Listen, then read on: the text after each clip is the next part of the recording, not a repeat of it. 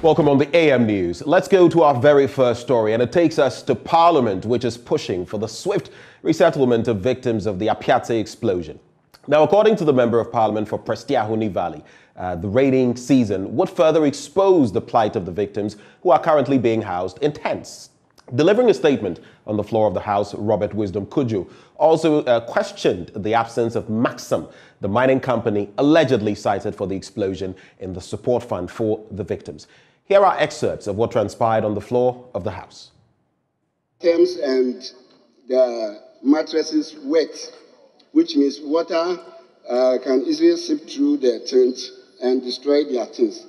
My issue here is that the rain pattern in Western region. It will soon start maybe by March. And I believe these people cannot continue to stay in this tent throughout the year. I believe that with the promises from other corporate institutions, the government, and then the fine slap on the company, that is Maxim Company Limited, I think we can put up permanent structures for these people within a year. Mr. Speaker, as the government, corporate Ghana, and individuals are making frantic efforts to support the victims of Apiate to resettle, my observation as Member of Parliament for the area indicate that Maxim Ghana Company Limited, which caused the explosion, is conspicuously missing in the action with regard to management and support to the victims. Thankfully, Mr. Speaker, a press release by the Minister for Lands and Natural Resources on 7 February 2022 indicates that the government has imposed a fine of 6 million Ghana cedis, $6 million US dollars, or equivalent at the prevailing commercial rate on Maxim Company Limited for regulatory breaches. I have no doubt whatsoever that in the computation of the fine, the rebuilding of Apiate, compensation to victims, and restitution of all lost properties were taken into consideration. Mr. Speaker, I want also to take this opportunity to call or to draw the attention of Ghana Police Service to its press statement dated 21st January 2022, when the Vice President, Dr. Mahmoud Bawumia, visited the disaster site to effect that the driver of the escort vehicle assisted the community members to move children of Apiate Basic School to a safe zone is inaccurate. It must be stated that there is no existing school at Apiate per Ghana Education Service records, and the escort driver couldn't have vacated school children in the community.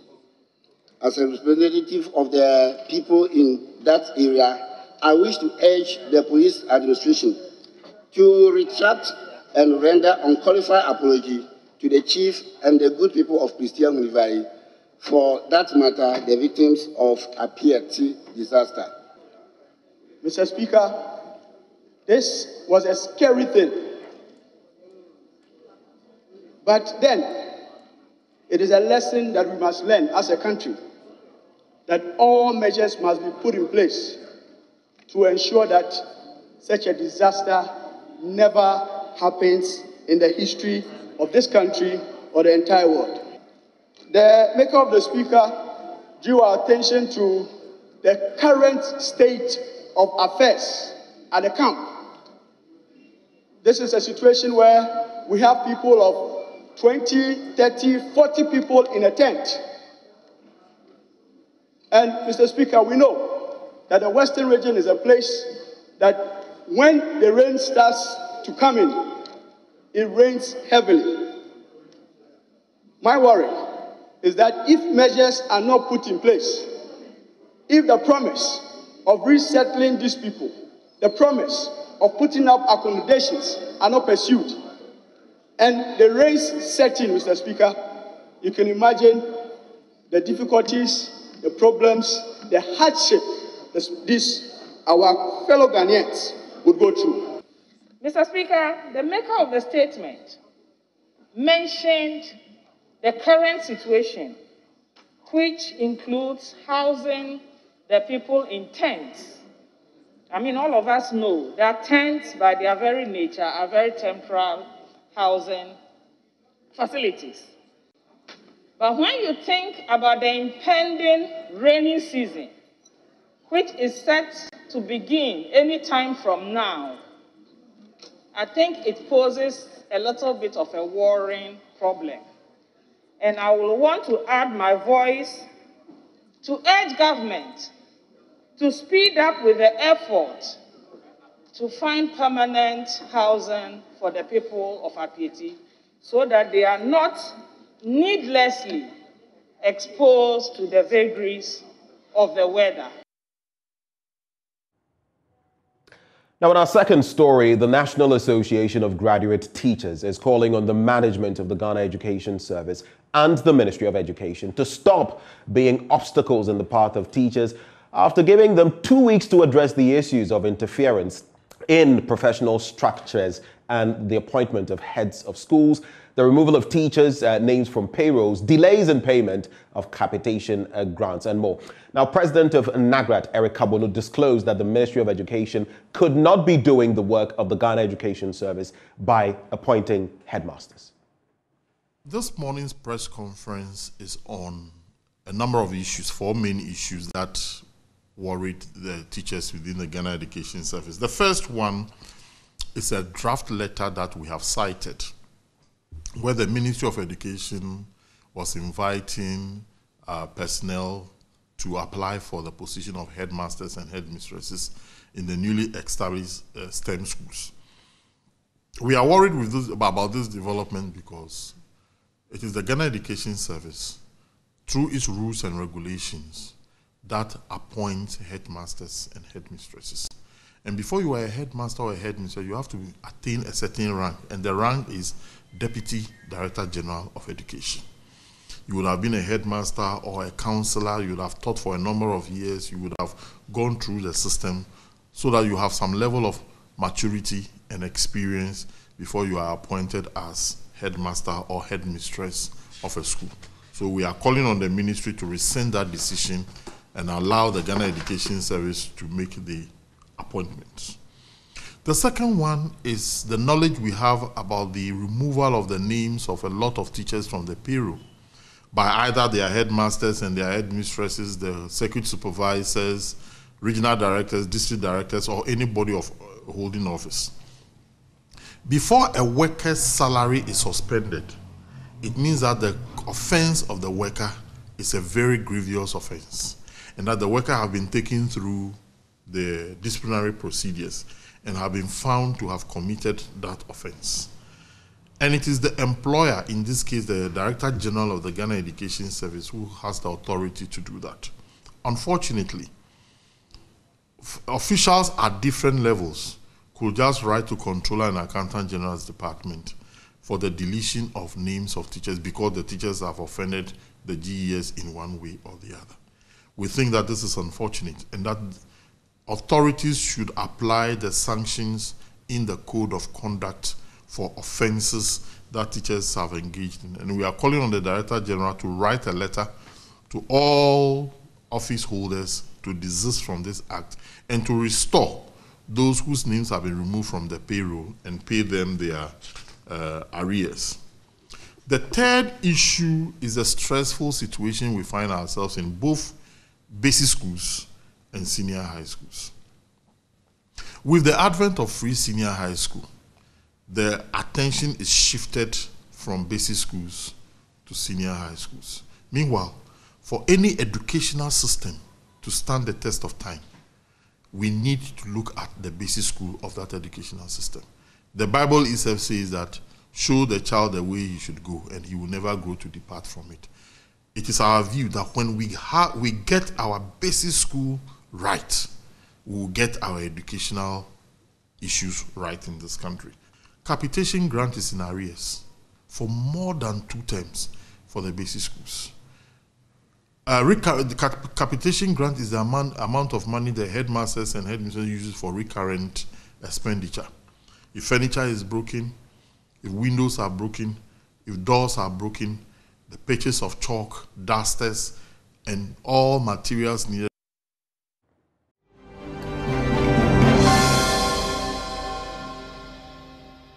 We stay on the health sector, and for more than a year, the trauma and orthopedic unit of the Korle Bu Teaching Hospital had only one C-arm image intensifier and 3 surgical drills to carry out surgical activities. A situation facility personnel described as problematic. Now, the unit is therefore calling on corporate institutions to assist in the acquisition of surgical equipment. Mausi Numon has more in this report. The Korle Bu Teaching Hospital is the highest recipient of accident victims in the country. As part of its healthcare delivery services, the trauma and orthopedic unit manages numerous fractures as a result of the increasingly road accidents.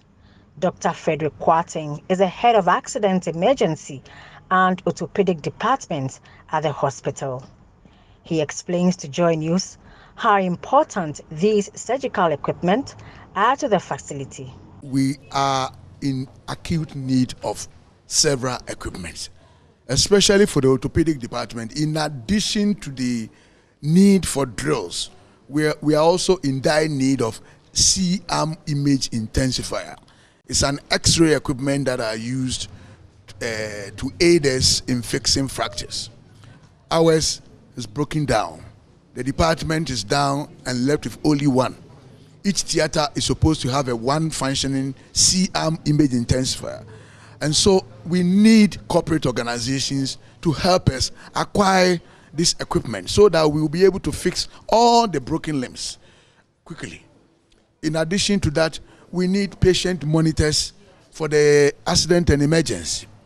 These are equipment that are in dire need.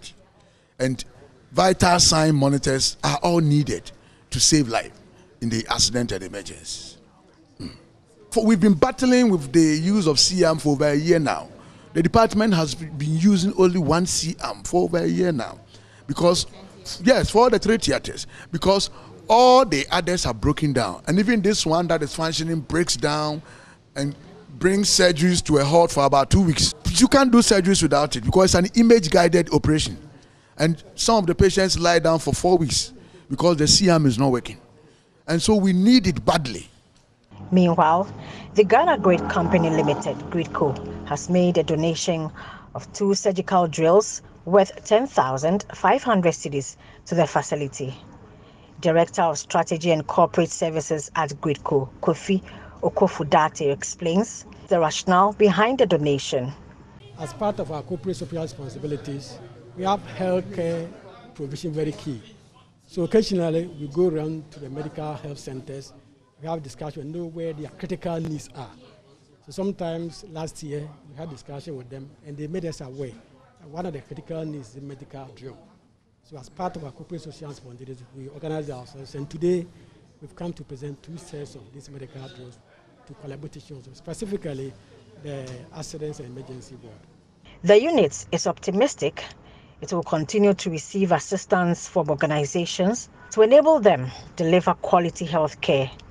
Mausi Numon's report read to you.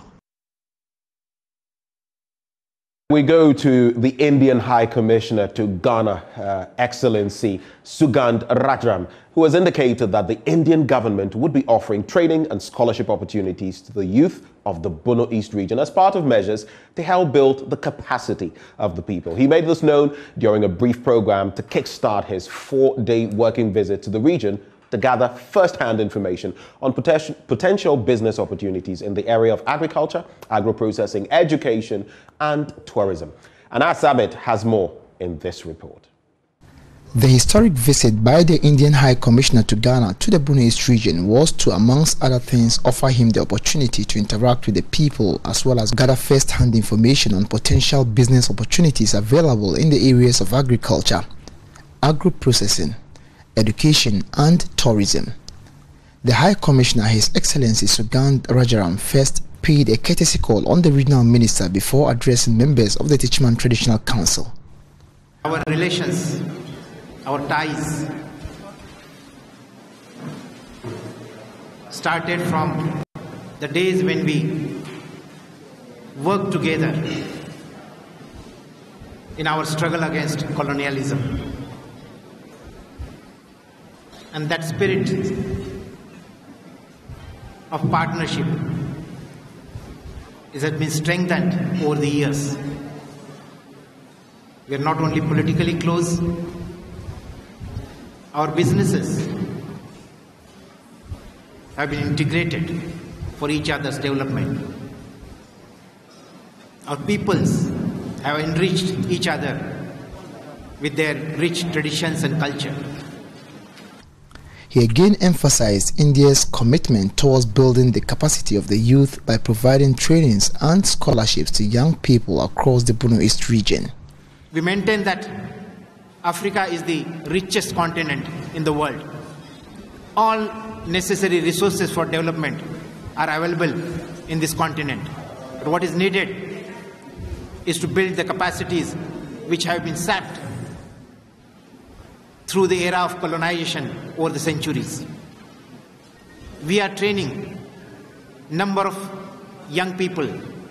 We extend number of scholarships to the young people here to pursue their higher educational studies in India.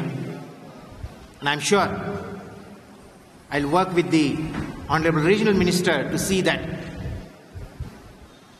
this academic year onwards, we extend few of these scholarships for the youth of Borno East region.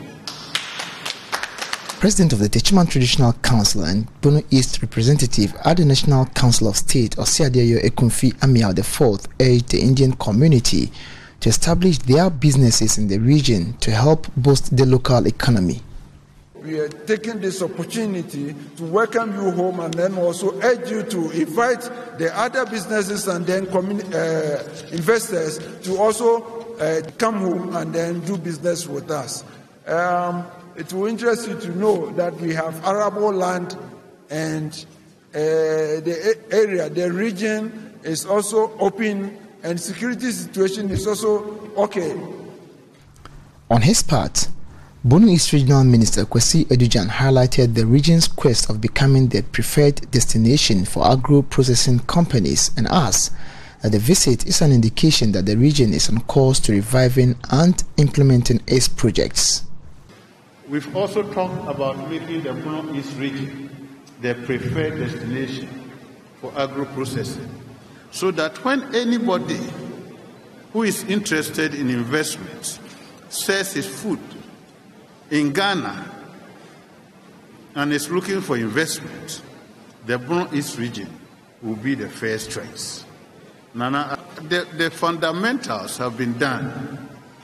It is now time for us to get into the implementation process. Reporting for Joy News, Anas Sabit, Techiman.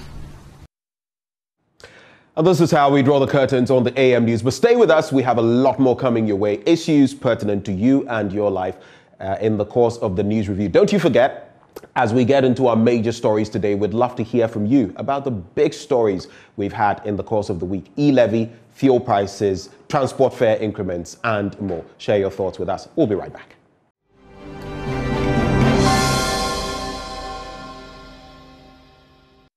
Well, thank you for staying with us. Time now for us to dig into the papers and beyond to let you know what is happening in them. But like we put out yesterday, I'd like to put out to you on this show so you can share your thoughts with us with the hashtag #AMShow. What can you do with 20 Ghana cedis? I'd love to know. What can you do with 20 Ghana cedis? Is it food? What is it? What can you do within a day with 20 Ghana cedis? It'll be interesting to hear from you. Don't you forget to share on social media, Facebook, Twitter, Instagram with the hashtag #AMShow. But let's start digging into the Daily Graphic newspaper. Combating money laundering, political will critical, Finance Minister tells West African states. And we were in a bad place in some of the books of international agencies when it comes to money laundering. But in recent times, it appears we have made quite some good strides. And the Finance Minister, Ken Ofori-Atta, has called for increased political commitment from the governments of West African states to combat illicit financial flows. He said such commitment and political will would help eliminate the criminal activities such funds were used to support. And it's interesting because we're combating terrorism in the sub-region. And sometimes that is one of the funnels or areas where laundered money is funneled into. So as we stem the tide of money laundering, would also be helping ourselves in terms of the fight against terrorism. He expressed concern over the fact that being grey-listed, like I was mentioning, by the Financial Action Task Force risked becoming a stranglehold on the region by eroding confidence in the financial system and freezing bank assets worth over $500 billion. $500 billion. So that is the story there as the banner headline in the Daily Graphic. 16 million register for Ghana card, that's according to the NIA, and reports that the registration numbers have hit as high as 88% of the target groupings. So that story is on page 13 of the paper. And it talks about the fact that although foreign residents have also been registered and issued with their Ghana cards, the NIA is yet to confirm the details of their statistics. Mr. Abdul Ganiyu, who disclosed this in an interview with the Daily Graphic last Monday, also revealed that so far the NIA had issued cards to all the people who had been registered, but about 2 million of the cards were yet to be collected. This is of interest to me because I know people who registered back then, and I'm talking about when the drive started. They were told to go and return, and they've been following up. They even go to the HQ of the NIA around Gulf House, in the Shiashi area, and they're still not able to get their cards. They're tossed about. So what about that, Mr. Abdul Ganiyu, head of corporate affairs at the NIA? Interesting questions to answer there. GRA directs taxpayers to file returns online, which would make matters simpler. That story as well on page 13. Let's catch some snippets from the international front. And Amos Sawyer dies. Former interim president of Liberia, Dr. Amos Claudius Sawyer, has died at the age of 76. He was one of the country's most acclaimed politicians who became interim president in the 1990s as part of efforts to stop the bloody war launched by now jailed former president Charles Taylor. In other stories, you may have heard of this. Airports company gets new MD. That story on page 17 of the paper. And the board of the Ghana Airports Company Limited has appointed Ms. Pamela Jamson Tete as the new managing director of the company. It didn't take too long after Yakwakwa did it. Now, the appointment of Ms. Jamson Tete, who assumes the position as the 6th MD of the company since its establishment in 2007, takes effect from today. She becomes the 3rd woman to lead the state-owned company that has exclusive responsibility for the development, maintenance, planning, and management of airports in the country. On the back page of the paper, Ho dual carriageway to be completed December. And that story right there, all of them in the Daily Graphic newspaper. Let's take a quick look at the Ghanaian Times newspaper now. And we're still waiting to hear from you on social media. How much can you do with 20 Ghana cedis in a day? Rush for Ghana card intensifies. That's on page 16. And it's logical, right? Of course, with the SIM card re-registration and the Ghana card required and all of that, and the Ghana card purported to be an e-passport. I use my words carefully and intentionally. Purported because as of now, we've been given a March sort of start date for the approach, right? It would be interesting. I was calling the other day for those from other countries who may have attempted using their Ghana card, like Augustine Blay of the Vice President's office had said that someone from the UK had purported to have used it and, been allowed. So it would be interesting to find out how many are using the Ghana card as an e-passport. But that story on page 16, let's take a quick look at that. And if you have any Ghana card blues or stories, you can share with us as well on social media.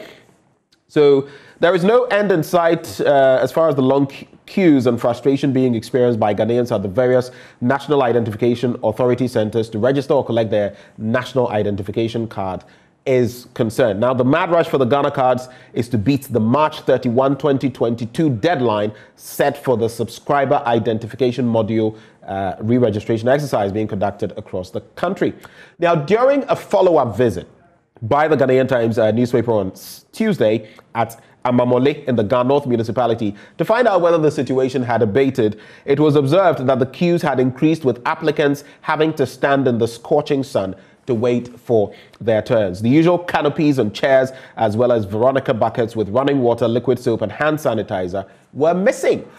And, you know, it beats my imagination. In this country, you have to queue for practically everything. In other jurisdictions, even the advanced ones, you queue for stuff, maybe food stamps and the rest. But why do we have to be like this? Even when we're trying to shore up our system with digitalization and all of that. Sometimes, and it's so inconvenient. Look at the SIM card re-registration, especially when the process started. You would see people in their 50s, 60s, 70s queuing in the hot, you know, the baking sun. Why do we have to do this to ourselves all the time? Why can't we facilitate things? I mean, people have said, for example, that this whole SIM card re-registration, it's an app that was used. Phones were being used as the same phones that the attendants or staff from MTN, Airtel, Tigo, Vodafone, Glow, is the same ones they were using. How couldn't we facilitate this in such a way that it would have been a more simple process? Maybe I could even use my own phone, get the data out there, rather than go out and do this. I know very elderly folk. My own mother has Ghana card issues.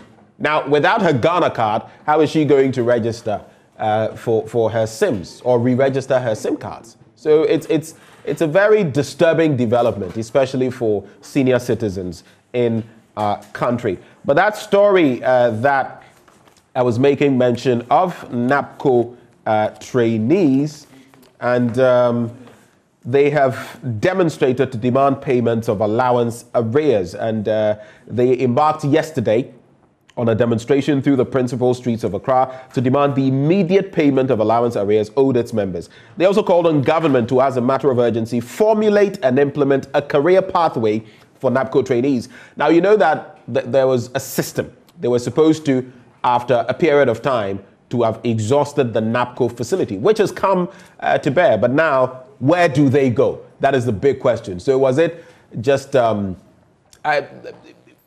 a stopgap measure, which then doesn't really give the sort of returns we would want as a country? Some of the placards bore the inscriptions, "Hunger kills more than COVID-19."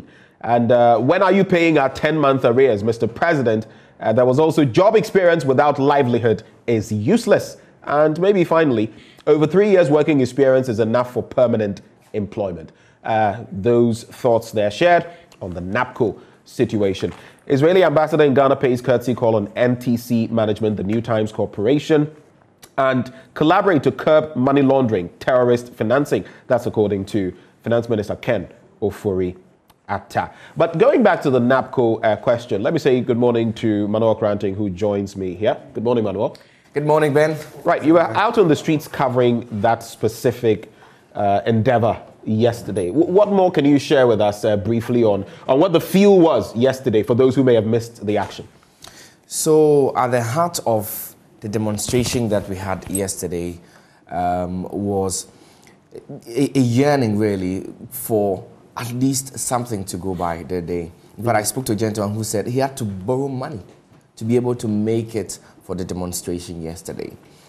He had to borrow. He wanted to demonstrate as a NAPCO beneficiary. He had to borrow money in order to make it there to demonstrate. Exactly. Wow. And this is a 34-year-old man who tells me that he depends on his parents even up until yesterday that they had to demonstrate.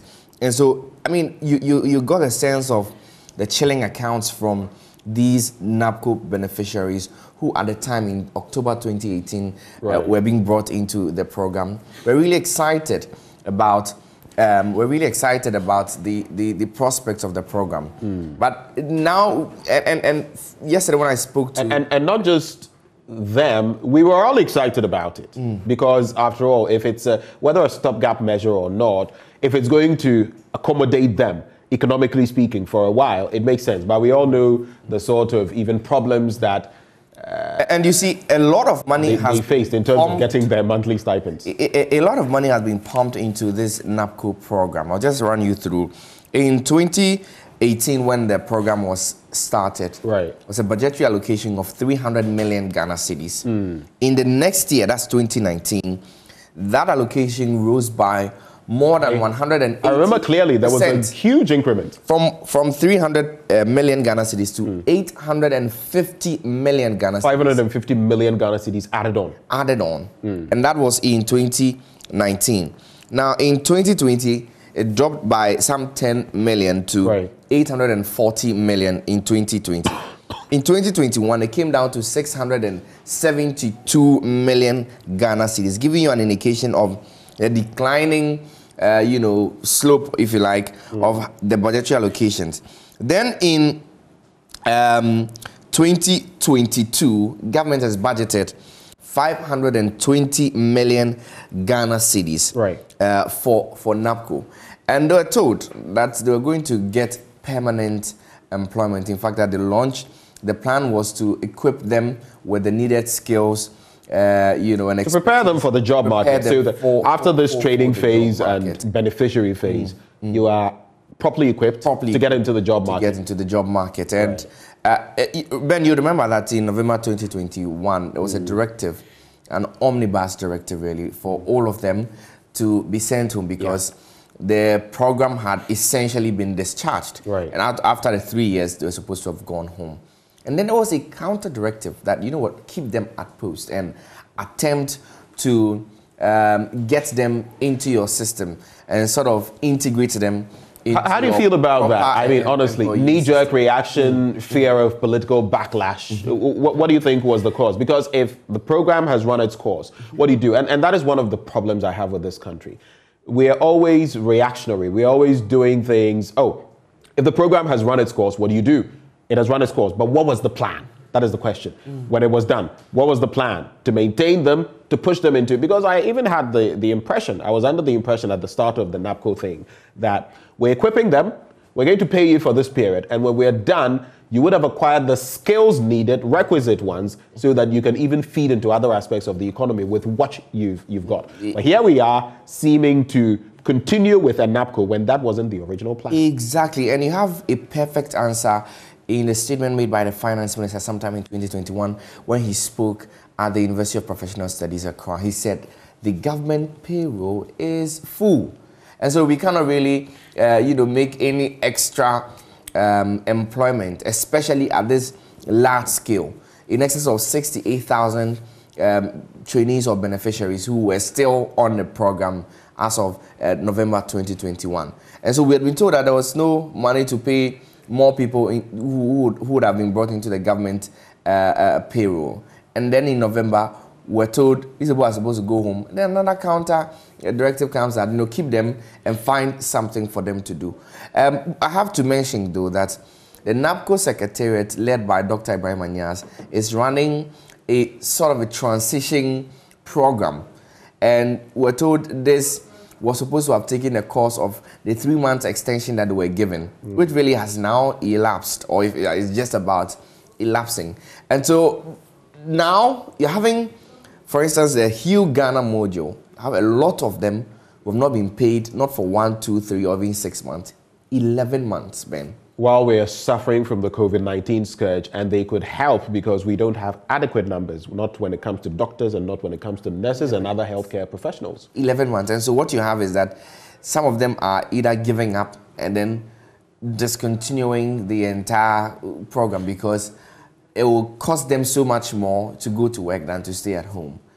And others are having to be at the benevolence of other people. For instance, a lady told me that her in charge, the DDNS in her particular hospital, is who she goes to, that antenna is my patrol. When a woman is coming to me, but if you don't give me money, I can't come to work. And that's being the sort of picture that now out of the, the grand and amazing projection that was made in 2018. This is where they have landed. And so they presented a petition to the Secretariat hoping that their allowances, which have been in arrears for almost a year, will be paid. And then also they'll be provided permanent employment as has been promised. And this is the real test of policy. Like you can see on your screens as well. So the NAPCO program initiated to support 100,000 to acquire relevant workplace skills and experience. But how has it panned out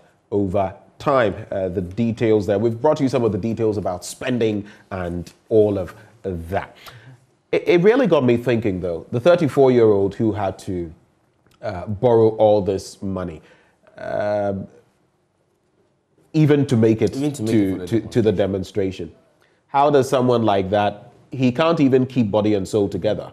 I mean, you have to do a bit of la la sulela or pa to make it out there. How does someone like that self-actualize? What are his dreams? What does he want to become eventually? I don't know which of the modules he was under, but what does he want to become?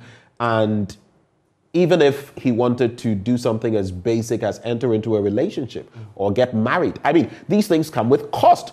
And we wonder why. It would be interesting to find out the statistic of the people who are, I mean, ripe for marriage, if you like, 30s and their 30s and the rest, who still can't get married past that hurdle because financially it's impossible for them to do so. And it's also a product of our social cultural system, because then we've created this situation where if you want to tie the knot, you must do X and you must do Y and you must do the traditional this and you must do the church that, and it is all cost. Yeah.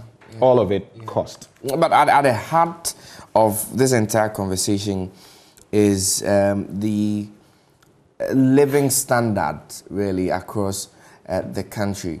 And if you've been following the Joy Living Standard series, you would get a picture of how people do. And when we're back in Legon, the particular days that you do 101, the particular days you do 111, that means that the grounds were fertile. Yeah. And then there are other days that you do 010, which means that, and 1 means you are getting a meal. Yeah. 0 means you're not getting a meal.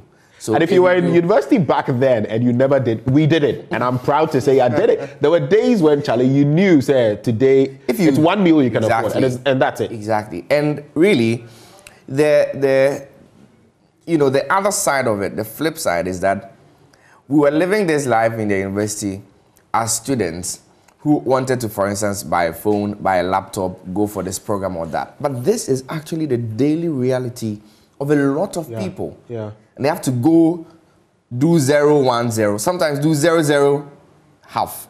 Yeah. And that's how they live. Yeah. And so as we try to get, responses from the NAPCO Secretariat relative to the demands being made by the trainees, there's also a bigger picture of how different people in different, areas within the country are being beaten to it by the harsh realities of the living standards that we are currently facing. And talking about the living standards, I brought back that bit we put out on social media yesterday. How much can you do with 20 Ghana cedis? Think about it very quickly. How much can you do with 20 Ghana cedis? Well, my Uber to work cost me 27 Ghana cedis. And so I can't get to work with 20 cedis. And so perhaps I'll just buy kinky in my house and stay at home. Charlie, I'm thinking of it. Even now, fruits are so expensive. You won't buy fruits, Charlie. Anyway, let's check out the papers you have very quickly in maybe a minute and a half. What are the headlines? So the Finder says, we are now born again, with a picture of the IGP, Dr. George Akufu Dampare. He says, don't judge Ghana Police with our past. Perry Okujeto, Linda Asante appointed Deputy NPA Chief Executives and work to resume on Tamale Affordable Housing Project. Asenso Boache speaking here. Pamela Jamson Tete is now Ghana Airports Company Limited boss. And Fezli donates 50,000 Ghana cedis to a Piazza support fund. The publisher, Ghanaian publisher, says IGP OK's DP plate says no law forbids usage at night. And 4 MPs want probe into Mill's death. Twin brother insists he died in his arms, with a picture of Frank Anodompre, who's leading a team of 4 MPs. So you have Habib Idris, you have OPK, and then one other one. Of course, the Daily Guide is leading this morning with John Mahama denies coup plot. Ufosu Ampovo had evil agenda on page number 3. Atoesian hot over 165 million Ghana cedi transfer, with a picture of the embattled CEO of Capital Bank. the now defunct Capital Bank. Probe Mills' death. 4 MPs filed motion to get that probed by Parliament. And of course, the 4th MP is the Tema Central MP, Ni Noi Hansen Norte. Appeals Court clears Unibank receiver. And so, by way of headlines that I have, this is, I just Those want are the to, major ones. exactly. Right. I know you might want to touch on one of them, but my quick take on the headlines you put out there with Dr. Dampare bit, though. You remember that Lord Kenya song?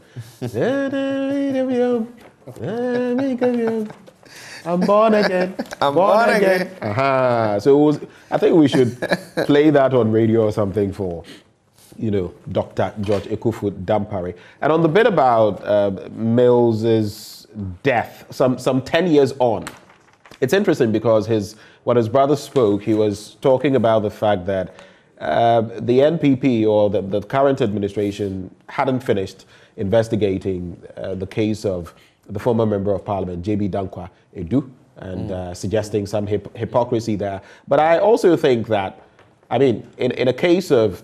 in criminal cases, when it comes to whether murder or manslaughter or whatever, time is of no essence.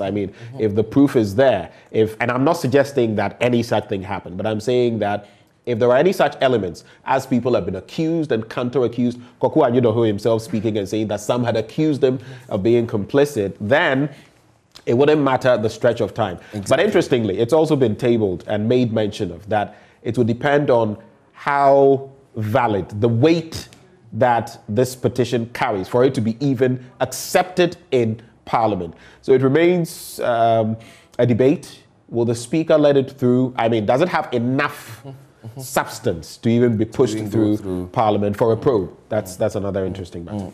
Anyway, so let's get back to that story.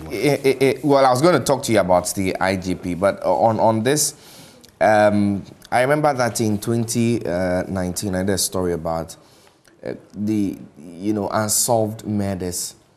These are high-profile cases in terms of unsolved murder that we had, and it's for me, we need to pay attention to these ones because it keep, as it were, washing away the confidence that people have in the security agencies, so that they don't take the law into their own hands. But we are now born again. That is IGP, and he says that management will continue to chart constructive pathways towards making the service a world-class institution in policing. He said this would demand utmost change in attitude to work and servicemen becoming more professional in all outlook and spheres. He said these during a tour of the OT region to familiarize himself with officers and servicemen and other major actors in the enclave. And so Dr. George Ekufu Dampare saying that, remember that in the past week, the police service has come under intense criticism for the arrest and prosecution of people who had said A or B or C, with a renewed debate over criminal libel law, its repeal, and what seems to have replaced the criminal libel law. And it's been, according to the folks who argue, it's being used inappropriately. And so maybe that's a part that the IGP wants to look at, and assure people of what the police will be doing. So Ben, by way of the headlines, that's what we have in a daily guide, daily find that, and then. So Republic Press says Apiata modeled community to be completed within 6 to 12 months. That's according to the Lands Minister. Private commercial transportation operators to increase fares by 30% today. And I mentioned, share with the hashtag AM show. Let us know if you're boarding public transport this morning. Have the prices changed? What are the increments? We just might be in a Trotsky near you, right? So do stay with us. 36 things to do if you're thinking about divorce. Hey, 36. Okay, so that's quite a list. Divorce, though, wreaking havoc on society. UTAC flouts court orders, fails to call a strike after meeting MPs. And there's also the custodian talking about First Lady dropping 50K in a Piazza fund. We had 20K from the Lands Minister himself. I will wrap the entire segment with a quote, or should I say a tweet, that just came from Mr. President at N. Akufo-Addo. And he puts there, here are a few examples of road infrastructure around the country. Hashtag Year of Roads, hashtag Building Ghana Together, and of course, hashtag E-Levy for Development. You should go on Twitter and check the responses there. Some in agreement, but some clearly not in agreement. Someone says, Kojo Che Ampong says, so without the E-Levy, we cannot do these.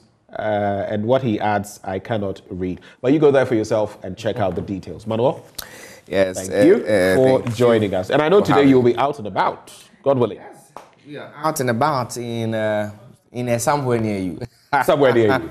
All right. So it's a wrap for the news review. Up next, we bring you sports right here on the AM show. After that, the big stories. And don't you forget, we want to hear how you feel about those big stories. Which has been the biggest for you? Hashtag AM show. Stay.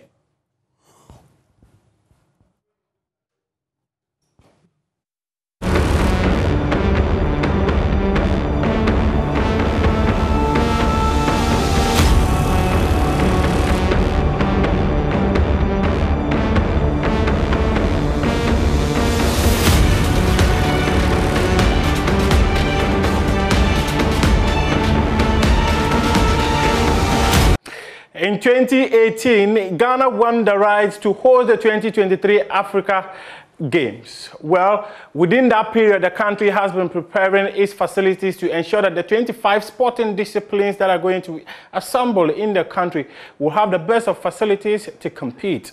Well, my colleague Mubarak Haruna toured the facilities and will be coming soon with a report on that. And also, Kobana Yeboah, the president of the Sports Writers Association of Ghana, says that alleged superstition in the camp of the Black Stars has been a major bane in the team's quest to win the African Cup of Nations. Wells' former sports minister Neil Lante van der Poel also claims that he was vilified when he was demanding for the right things to be done. We've got these and many more here on AM Sports with me, Muftar Nabila Abdullahi. First, let's start with the Africa Games 2023, which is going to be staged in Ghana just next year. My colleague Haruna Mubarak followed the local organizing committee across all the facilities being prepared to host the games, and he came through with this report.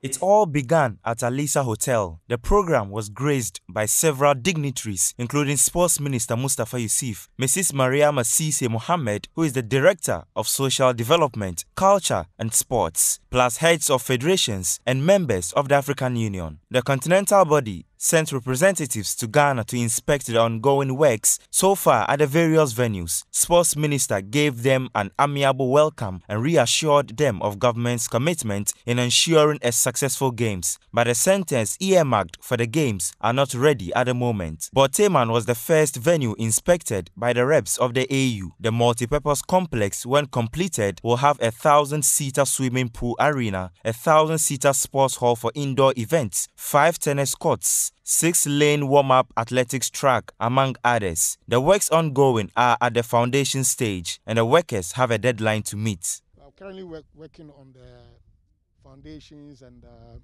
clearing of the site, basically, and we're waiting because of the rains, which will be coming in very soon. All our energies are focused on the earthworks, and that is what we are currently focusing on.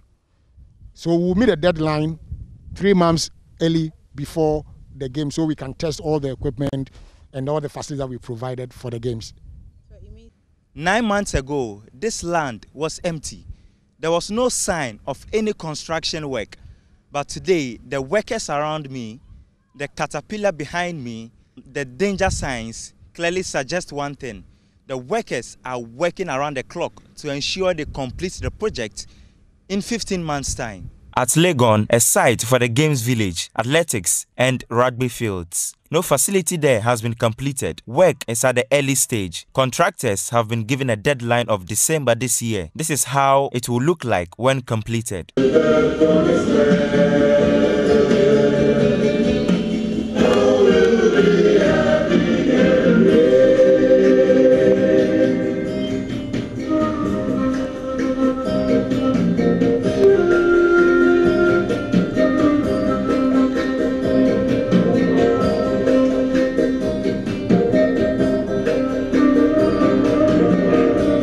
The cricket venue at Achimota needs to be upgraded to meet the international standard. The scoreboard and floodlights at the hockey site are the two problems that need change. Tennis court at the Accra Sports Stadium plus the football turf were examined as well with no major issues, which has impressed the inspectors.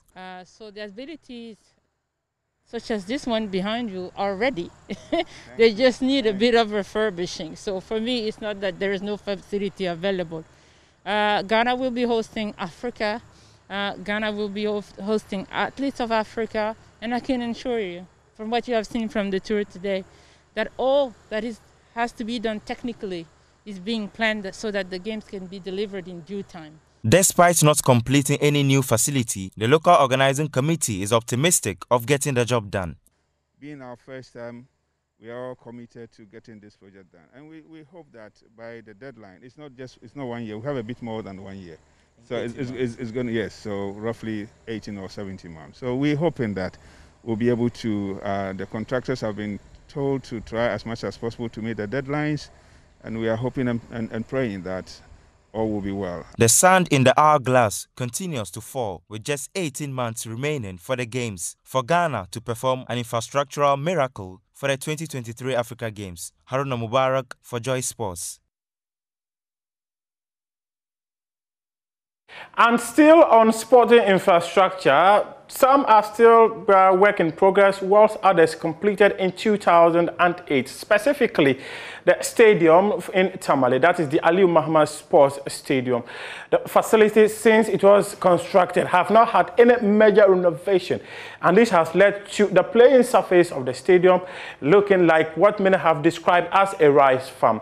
Well, board chairman of the National Sports Authority, Seth Panwom, paid the facility a visit and demanded that the playing surface is fixed within 2 weeks after engaging the leadership of the Sports Authority in Tamale, specifically Salamatu Al-Hassan, who says that the playing style of the teams also contributes to how poor the nature of the playing surface is. The nature of this field, the current state of the field, is the weather. That is 1. 2, the pipe water is not helping us due to the chemicals inside the water. And so you just take a look at it now. When the rain starts, within 3-4 days, if you come here, you notice the changes. The whole place will be green. I think the chemicals they add in the water, that is what is not helping us. It's not about, we water it morning and then night, not even evening, in the night, and then in the morning again. You can see we've just finished watering it. So we have to apply, we applied 10 bags of fertilizer on this pitch. And yesterday we started with 3 bags of organic manure. And today another 3. But it is not enough. We are going to get more, especially in the middle. Our system of play here is not also helping us. It's the whole country, not one club. The whole clubs. Maybe that's the system of coaching. They don't play on the wings. They play in the middle. If you want, I can just capture them one of these days, and then I'll send it to you. If you look at where the goalkeeper stands, because he's always standing at one place. Look at it. Your explanations being offered as to the nature of the pitch and the efforts that or the steps you have taken on your own since the House of Folk match to have it ratified. But I would say that you still have to do much more as expected. Engage the other stakeholders involved in the sporting fraternity and usage of the facility, so that at least the next 2 weeks, this one there is an instructive, but the next 2 weeks you should have the green nature of the pitch back to its normalcy, and do that discussions with the football clubs, the GFA, and all those who are users. Engage the media also, then let them appreciate the situation that we are in. Then we will all agree amicably and spare some 2 weeks and have it duly fixed up.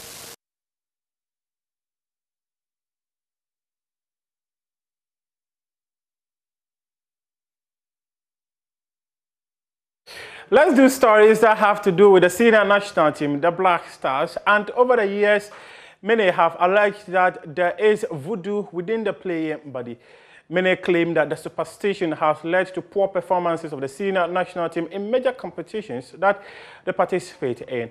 Well, president of the Sports Writers Association of Ghana, Kobna Yeboah, says that those claims have had a major effect on the performances of the senior national team.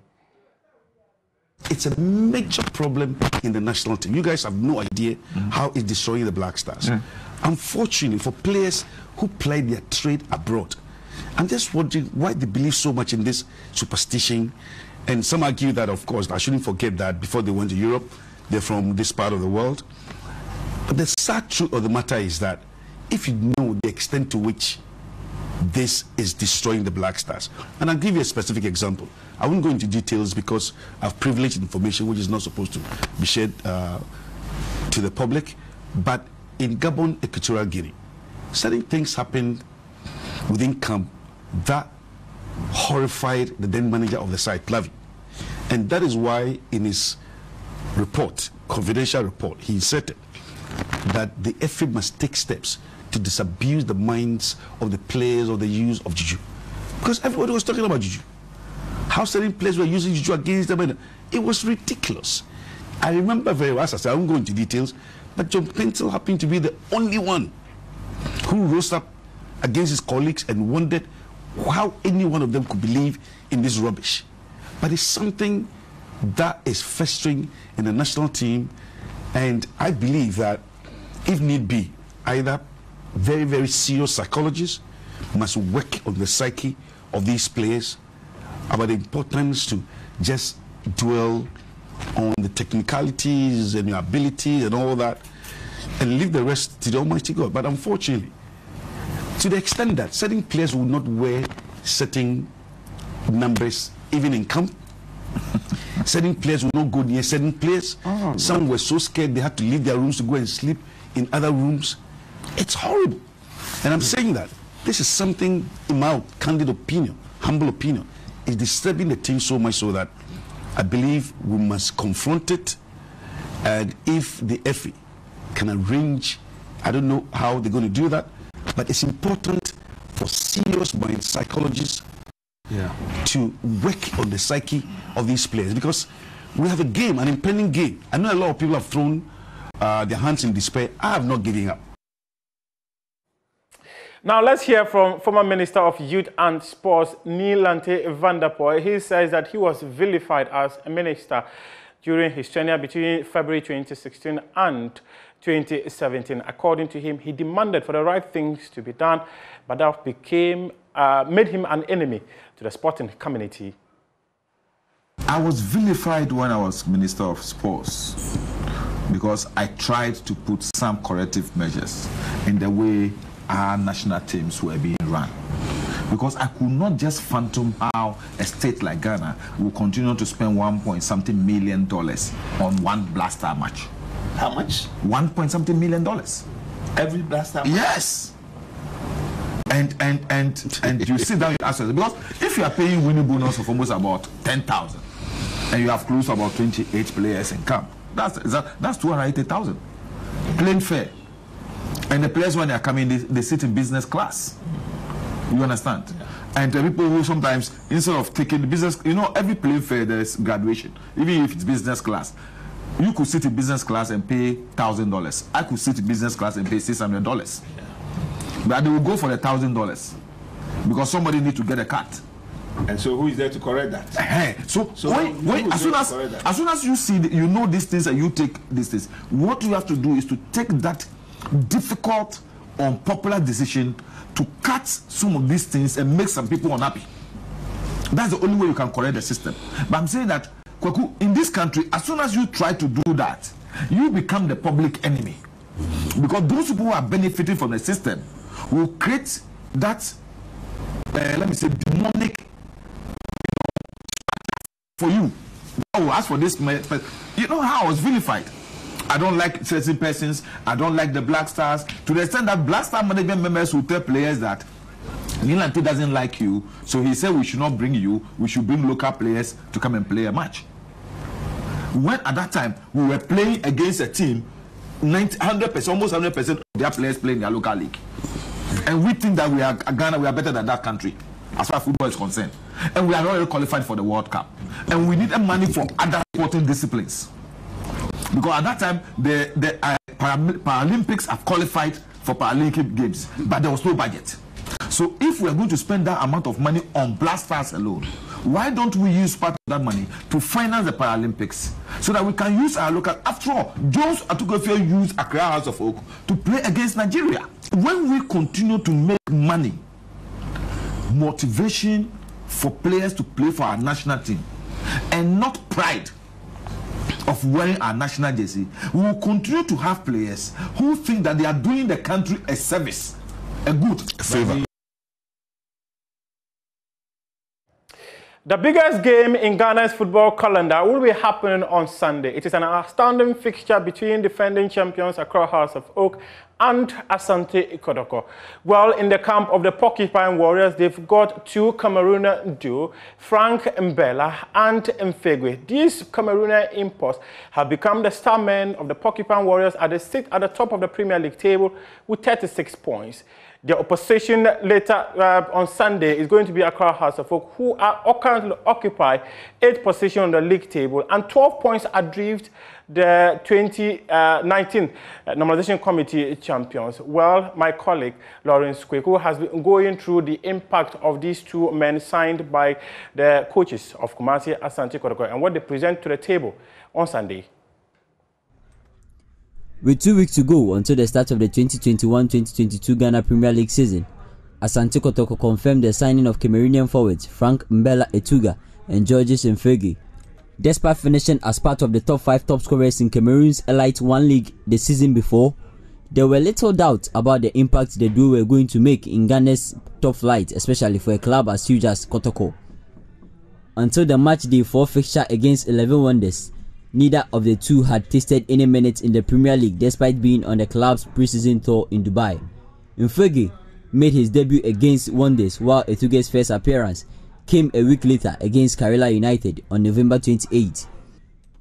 3 months after their debut, the duo seemed to be the drivers for Kotoko's chase for a 25th league title and the club's first since the 2013-2014 campaign. Prosper Ogumnathe's men have scored 26 goals this term, and the Cameroonian internationals have accounted for 57.7 of those goals. Etuga and Mfegi have a total of 15 goals between them since they opened their scoring account in Ghana's top flight. While Mfegi has 4 goals, Etuga has an impressive 11 to his name. The latter has reached that figure in just 10 starts for the club. They may be Lions, but during a period where the indomitable Lions needed men to step up and deliver for them in a quest for a 6th Africa Cup of Nations title, the pair were making headlines in the Premier League as Porcupines. It is also worth knowing that only Dixon Afakwa has scored for the Porcupine Warriors in the top flight aside Etuga or Mfegi in their last 6 games. During that run, the Kumasi-based side have scored 10 goals with the Cameroonian imports accounting for 9 of them. Etuga's hat-trick on Saturday against Accra Lions makes him the first Kotoko player since Opoku Efriye in 1975 to score more than 1 hat-trick in a single season in the GPL era. With the kind of performances being displayed by these two, week in, week out, they look certain to give Kotoko another league title, while Etuga will be looking to become the first foreigner to win the Ghana Premier League Top Scorer Award. However, the next task up for them is a game against Accra House of Oak on Sunday in the Super Clash.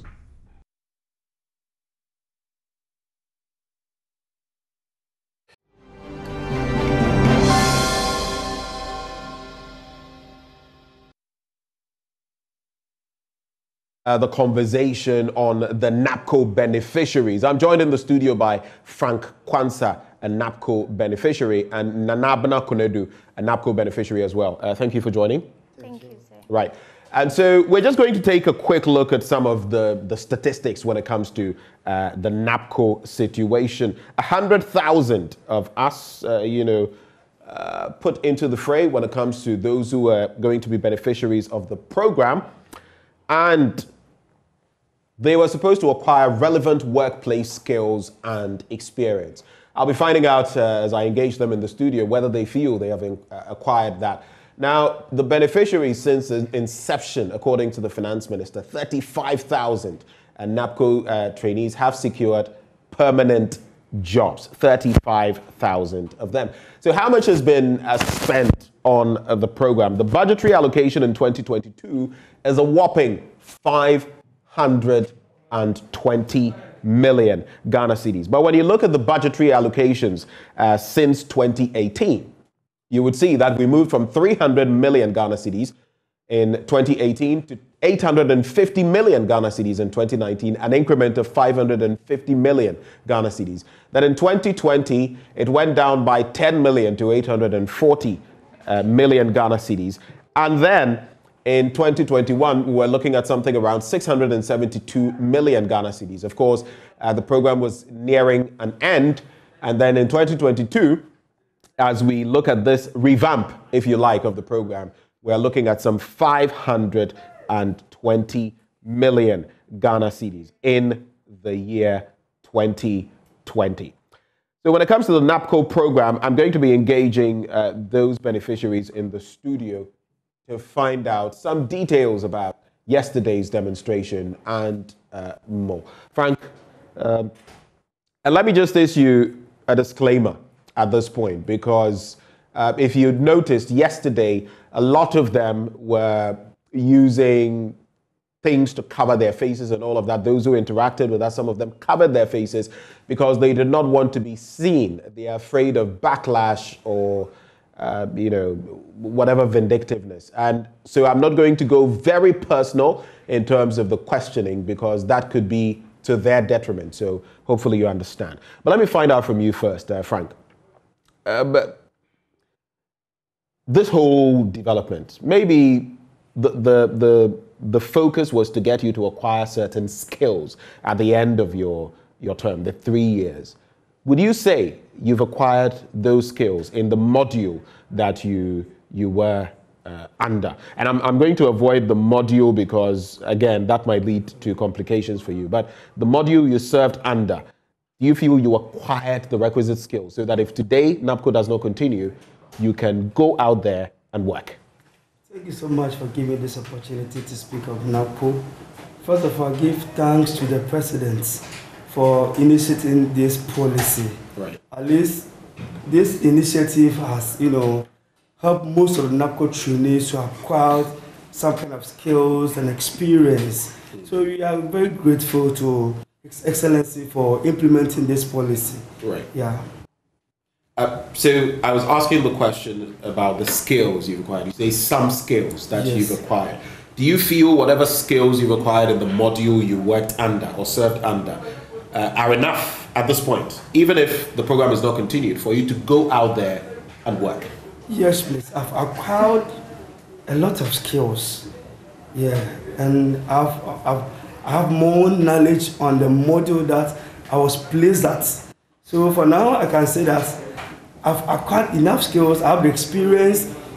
If I should add national service 1 year, making it 4 years. In fact, I've acquired experience. I've acquired enough skills that can, transition me to the permanent mainstream work.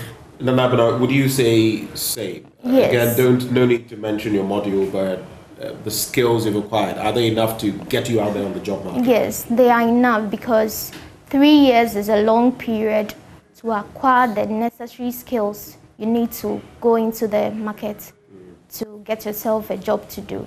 Right. Yes. And so you feel fulfilled as far as that aspect Very. is concerned. Right. So let's get back to the core issues that have led to your demonstration yesterday. You were at the demonstration, right? Yes, please. You were there too. Yes, please. Where did you come from to demonstrate? I mean, which area did you come from? I'm in Accra here. You're here in Accra. How about you? I'm also here. You're here in Accra. Yes.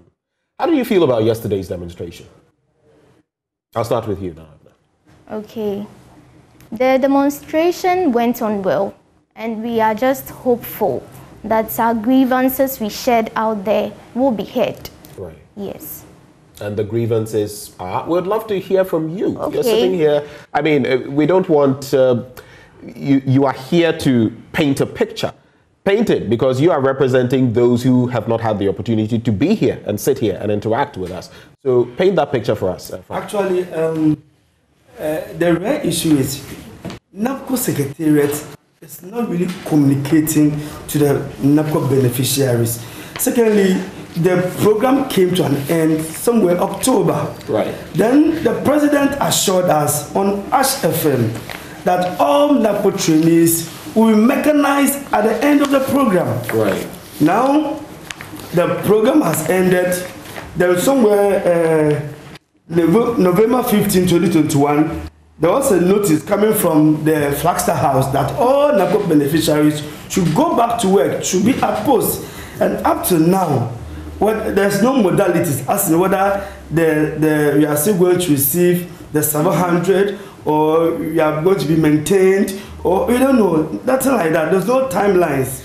And secondly, NAPCO owes the beneficiaries arrears. The Hill Ghana, for instance, they owe them over 10 good months. Then they generally NAPCO owes. That is for Hill Ghana, the health aspect. Yes, please. And the other models too, NAPCO owes them 3 good months. Yeah.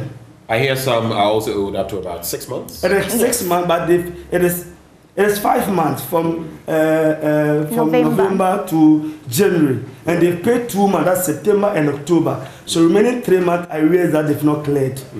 Yeah. So quite a number of you. In all, would you be able to give me a ballpark figure in terms of how many of you in all beneficiaries are affected, or almost all of the trainees? Almost, right. Because Hill Ghana, that only one model over 10 months, and the rest of the models, that is 3 months. Yeah. But an interesting question, you were supposed to be, originally, the idea was that we take you on NAPCO. In about 3 years, we phase out the program, by which time you would have acquired the skills that you say you have acquired, yes, and move on in life. You say you've acquired those skills. Yes. Why aren't you moving on? Why are you still tagging along with NAPCO? Okay. We have really done a lot. Me personally, I have done a lot for myself. I've written applications, but it's not succeeding. Right.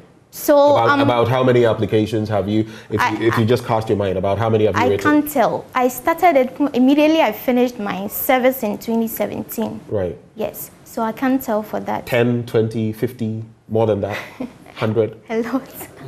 A lot? Yes. It could be more than 100? No. Maybe 50? No, not really. But probably like 20. 20 applications, yes, likely you've put out there? Yes. So we can't just move on, because when we started, they told us they are going to help us. In fact, every organization that we are in, right, there are vacancies. If not, we wouldn't be there. Right. So whether it is Heal Ghana, the health sector, or whichever one of the modules or the, yes, components, there were some vacancies or openings that you were hoping, yes, that to be fed into. Yes. Right. So we moving on. It can be, we can move on. Right. But then where we are, we know there are vacancies. Well, right, so why don't them help us to be there? Because we have really complimented to their staff strength. We, right, have done a lot to and you've acquired on-the-job knowledge, on-the-job, yes, experience there. Well, so yes, it would be easier for you to fit in there, yes, than to now go and start, yes, afresh somewhere, yes, else. And you can't just, right, train someone and you leave the person to go right, out the market and do what you want to do. Right. At least you should guide us in some way. Just taking us on a probation will even be better. Right. Yes, so that you can just monitor whatever we are doing, and you know that, yes, in fact, we have really done. So for you, you want to tag along for a while? Of course. Let's say another 6 months, another actually, year? That's what they are really telling us to do. They telling us to be at post. Right. It means we should hang on for a while so that they know what's... But they didn't state any payment terms with us since November to date. Right. Frank, let me just ask you, the 700 Ghana cedi stipend, if you like, Is that what it's always been? Have there been any increments? Because at a point, I thought I'd heard maybe it was slightly different. Has it always been 700 cedis? Yes, please. So for the entire length of the project? Yes, please. It's been 700 cedis? Yes, I've been receiving 699.25. You even know the thing off head. Of course, you've been getting it every month. Yes, 699.25. Yes. Right. So there never was any variation. No, and actually in our engagement letter before we started work, it was stated that there was not going to be an increment or anything of that sort. Contract. So for that, So we understood it. Did the work. Right. But the president assured us that we'll be mechanized at the end of the program. So we are not requesting for any new thing. We are only pleading with the government or to the president just to come to our aid and fulfill the promise. We are only appealing to the president. That's all. Right. That's all. Okay. I was also posing some of those questions on the back of the fact that in 2018, like you saw, we were spending 300 million. In 2019, 850 million. In 2020, 840. In 2021, 672. In 2022, 520 million. Your numbers have remained pretty much the same, right? From start?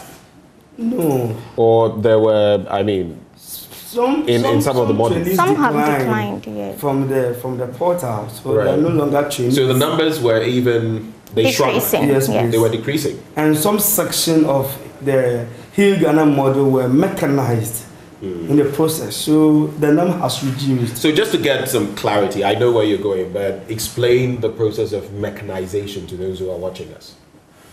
What do you mean when you say mechanized? They were absorbed into the system. Yes, please. Right, but give further details. So what did it mean to get mechanized? Meaning, I think the Hill Ghana. Yes. So whether Hill Ghana or the whole module, you said that there was some section there was some talk about mechanization. Yes, what is this mechanization for those who are watching us? As to the Ghana Health Service integrates the NAPCO trainees who are into the nursing. Yeah. Okay. They were maintained. Right. Yeah. And that is so we expect that other modules to the other agencies that we are working with, they will maintain us. So we are calling the Ghana Education Service and the Ghana Revenue Authority to maintain all those NAPCO trainees working in their facilities. Right. Yeah. So to get a bit personal, but not personal in an uncomfortable way, how many months are you personally owed, Frank? Let me say 4 months, because my August stipends didn't come. Right. It was validated by districts, but not approved by region. So it didn't come. Right. Yeah. So let's do some quick math here. 699.25, right? Yes, by 4. That would give me 2,797 cedis. That's what you are owed. Yes, please. Let's do a quick one for you as well. 5 months. 5 months. So 699.25 by 5 will give us 3,496 cedis, 25 pesos. That's what you are owed. Okay, so at this point, we want to feed in this bit. Chief Executive Officer of the NAPCO Secretariat, Dr. Ibrahim Anyas, says the actions of the trainees could derail their chances of securing permanent jobs on the back of what they did yesterday. Let's hear what he had to say.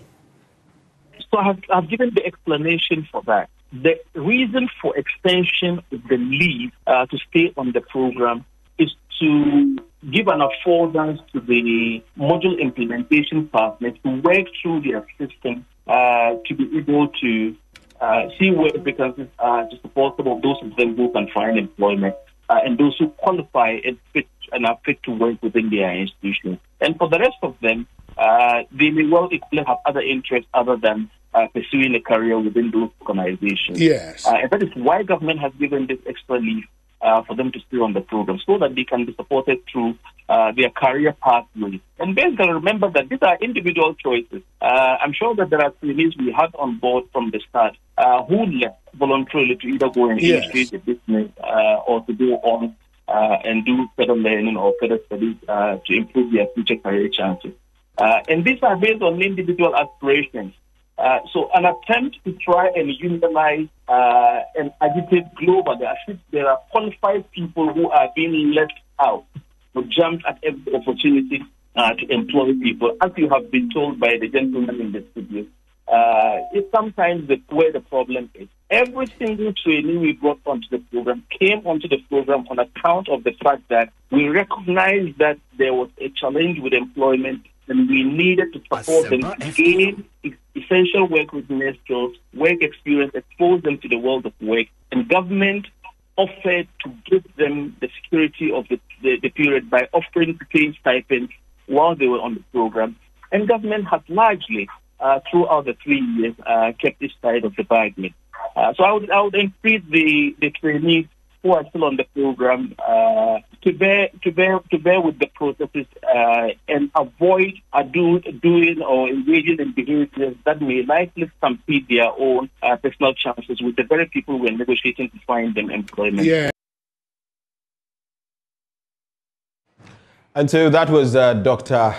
Anyas, the CEO of NAPCO, sharing his thoughts on this bit. How do those comments rub off you? Because what he's basically saying is that by embarking on some of these actions, you are compromising the likelihood of being retained or getting jobs, being fed into certain institutions. Is that why a lot of you yesterday were wearing things covering your visages or your faces and all of that? That is the main reason. That is the main reason? Yes. You're afraid of victimization? Yes, please, because even we are disappointed. The main issue is that NAPCO doesn't communicate to the trainees. Well, we don't know our left and right. Nobody's communicating. That is the main reason why we embark on that demonstration, so that government can at least hear our concerns. Because we have written numerous of letters to the secretariat, but to no avail.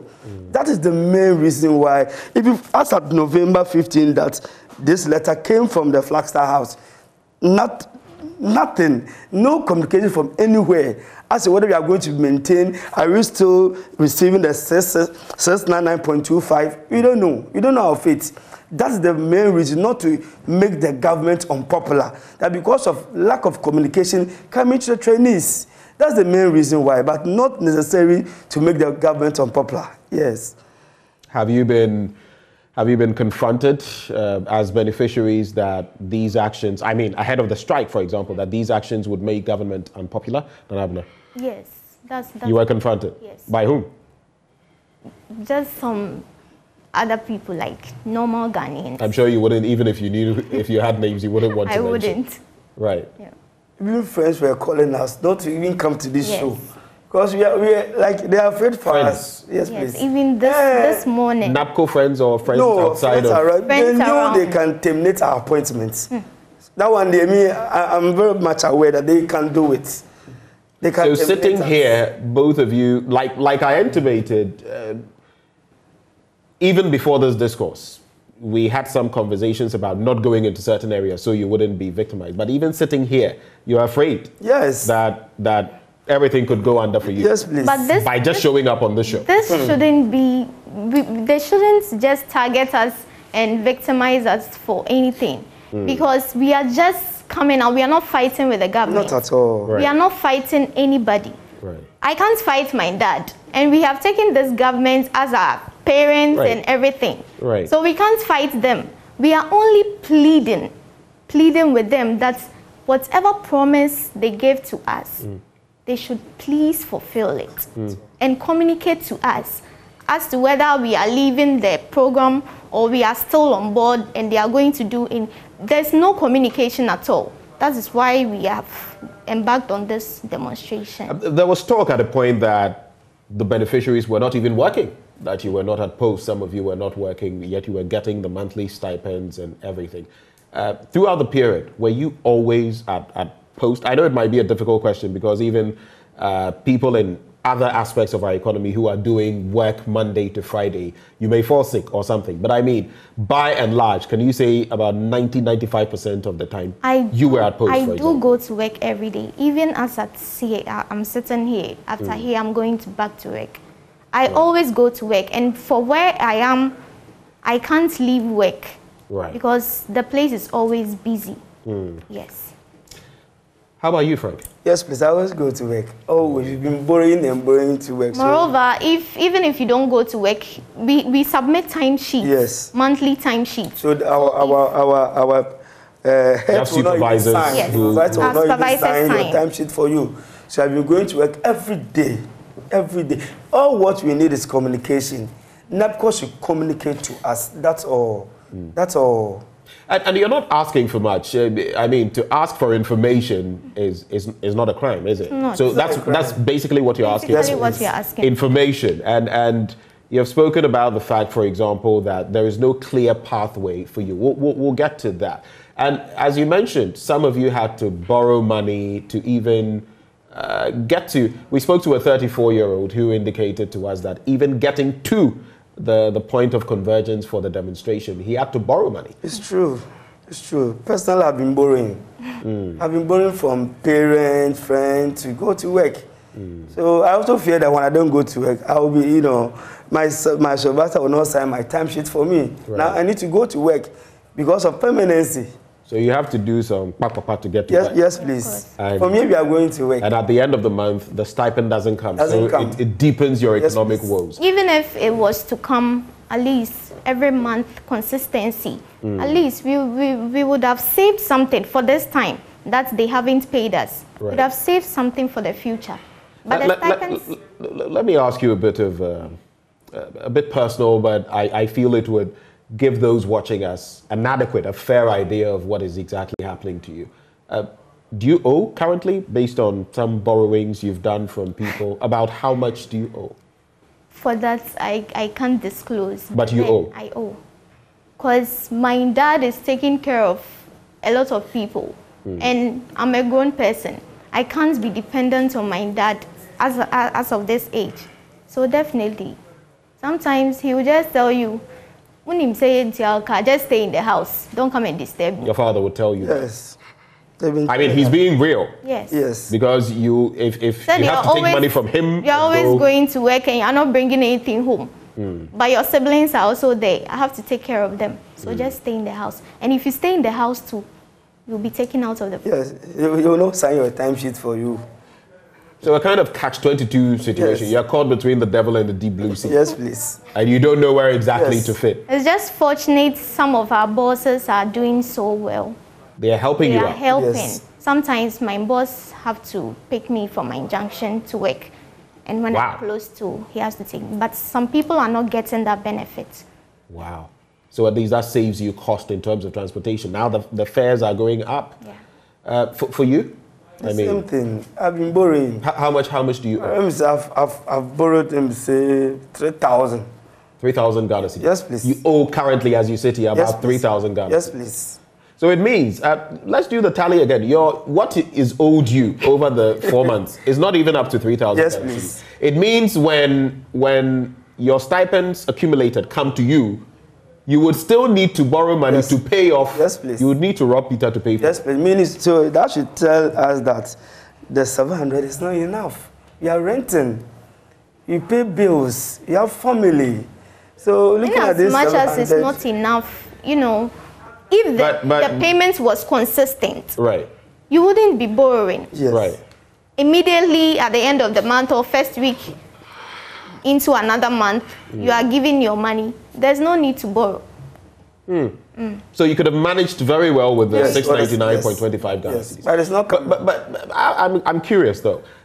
You've borrowed upwards of 3,000 Ghana cedis. Were you living within your means? Were you living outside of your means, or this one was just my means? Right. I need to pay bills. Bills? Yes. You pay bills at home? Yes, light bill, water bill. You know. Do you live on your own or with your family? I live on my own. Okay, so that's the other difference. fooding, You are with family. and transportation. Sometimes mom will call, dad will call. Can you send me something? And you have to use ways and means to get them the money. And the 700 is not coming. So that's the main reason why but most of the NAPCO trainers have been borrowing. That's the real issue on the ground. Hold it right there. We want to find out from other beneficiaries who may have also been using ways and means, like Frank Kwanzaa is mentioning. You can call through. The phone lines are active now.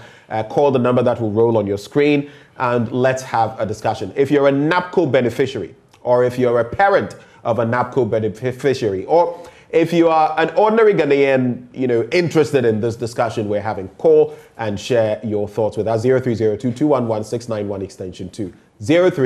02-211-691 extension 2. It will be rolling on your screen. Give us a call. Beneficiary, did you partake in the demonstration yesterday? Whether yes or no, give us a call. Parent, share your thoughts with us. Let us hear from you. What has been the real economic impact? You've mentioned you've had to borrow and all of that, but some people have gone through many other things. What has been the real economic impact of not getting paid from time to time? This wouldn't be the first time that it has accumulated. Over the years, there have been such instances. What has been the economic impact on your life, Namabna? At times, you need to do certain things for yourself and help those behind you also. Transportation is always increasing. And even if you are going out there to send an application to a company or anybody, you'd have to pick transport. Right. So without those means, you can't. You cannot go. Right. Yes. I will be coming to you shortly. You remember she mentioned the number of applications she had put out there. I forgot to ask you how many you had put out there. Just juggle that. I'll be back to you. But we have Paul from Kumasi. Paul, good morning. Good morning, sir. If you could speak up a little for me, I'd be grateful. Paul, are you a beneficiary? Yes, please. All right, so which module were you under? Revenue Ghana. Revenue Ghana? Yes, please. Okay. How many months in arrears are you owed? 5 months. 5 months?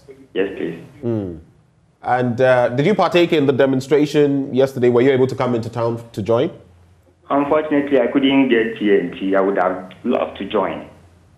Right, I see. So how do you feel about the entire situation? We have some of your colleagues here in the studio. What would you like to see done? Well, it's rather unfortunate that we are being treated this way. For about 5 good months, we've not received anything from the presidency, or let me say, we've not received our stipend. 5 good months. And sometimes we don't even hear from the secretariat, no communication or whatsoever. We are just going to work without anything.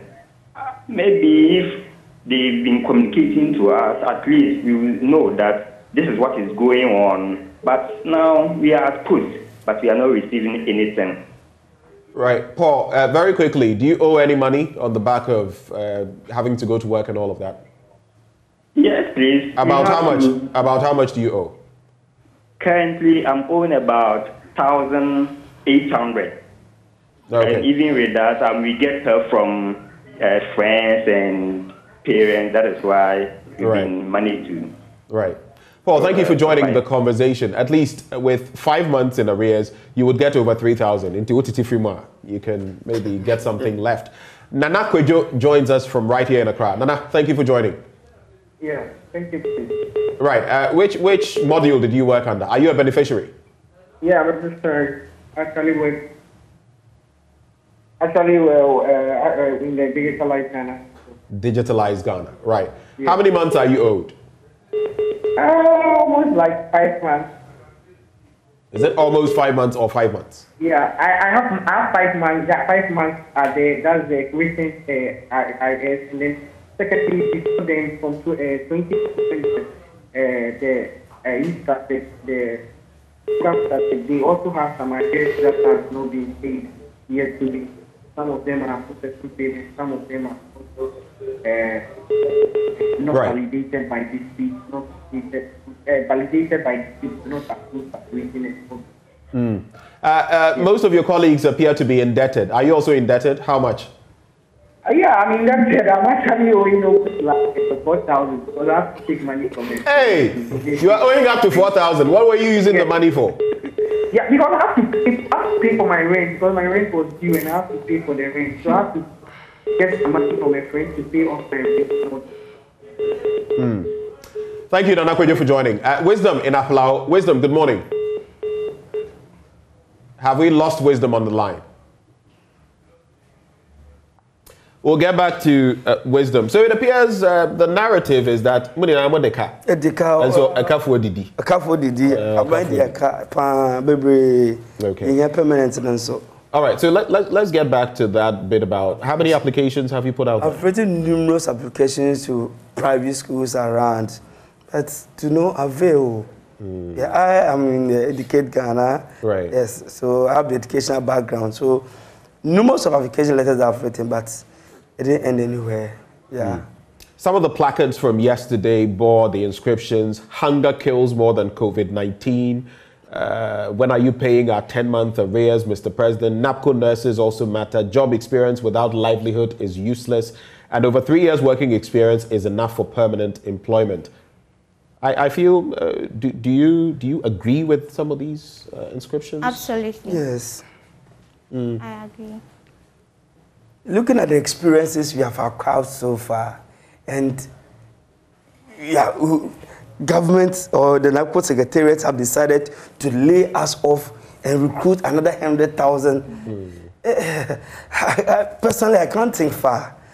But we've been told by authorities at NAPCO that you still remain greenhorns, inexperienced in your areas of work, and that you are not fully baked for some of these positions, or most of them. How do you feel about that? You were in the Educate Ghana module. You don't have to mention. I mean, he decided to mention it because I gave you the option not to. Yeah. But you have also, served under one module. It's interesting that both of you say you feel properly equipped, and yet NAPCO is saying that a lot of you are not ready. Is it for particular people? Like, have they? It cuts across. Then I don't think so. You don't think so? Personally, I don't think so. Because I feel 3 years is enough.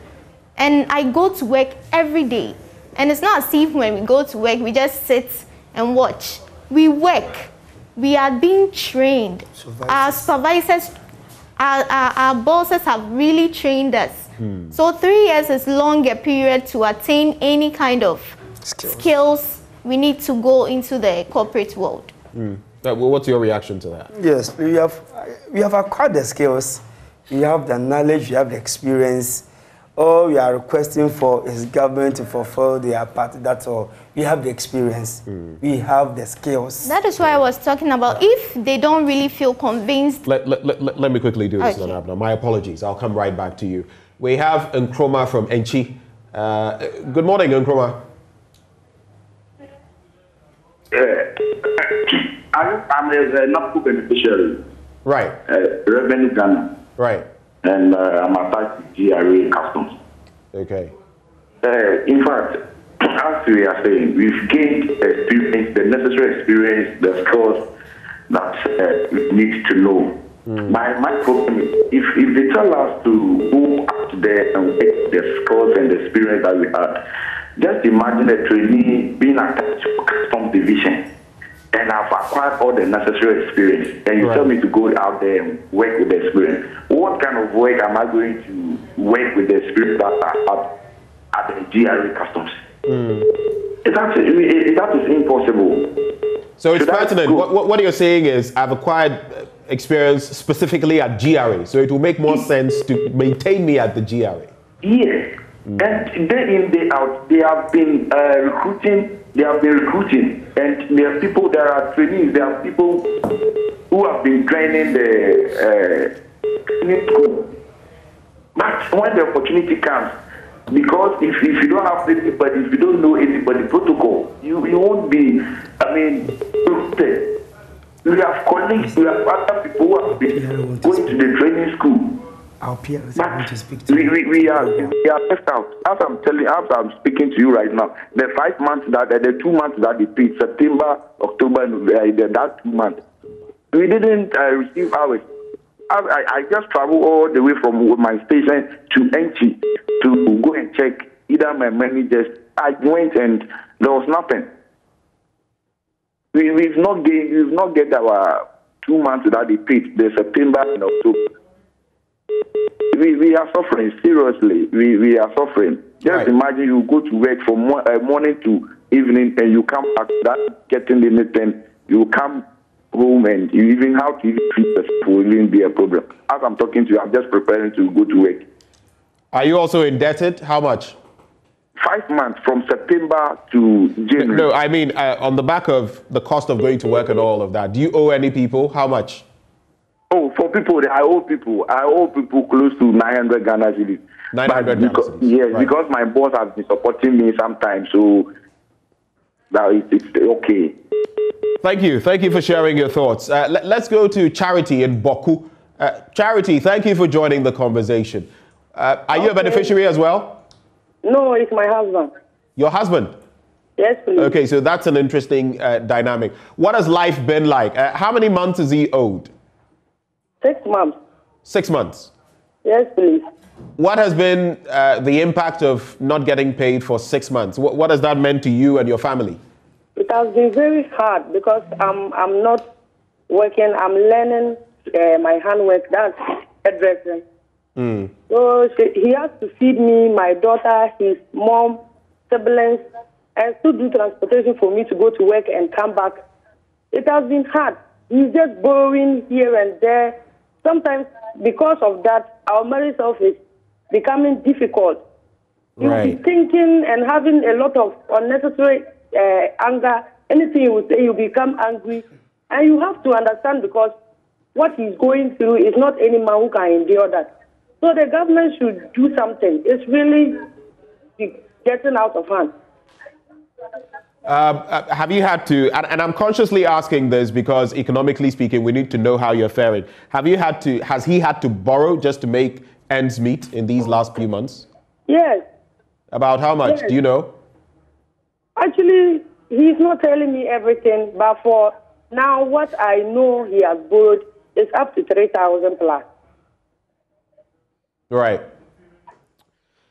Well, thank you, Charity, for sharing. We have a parent who also joins the conversation, a parent of a NAPCO beneficiary, Anand. Anand, thank you for joining.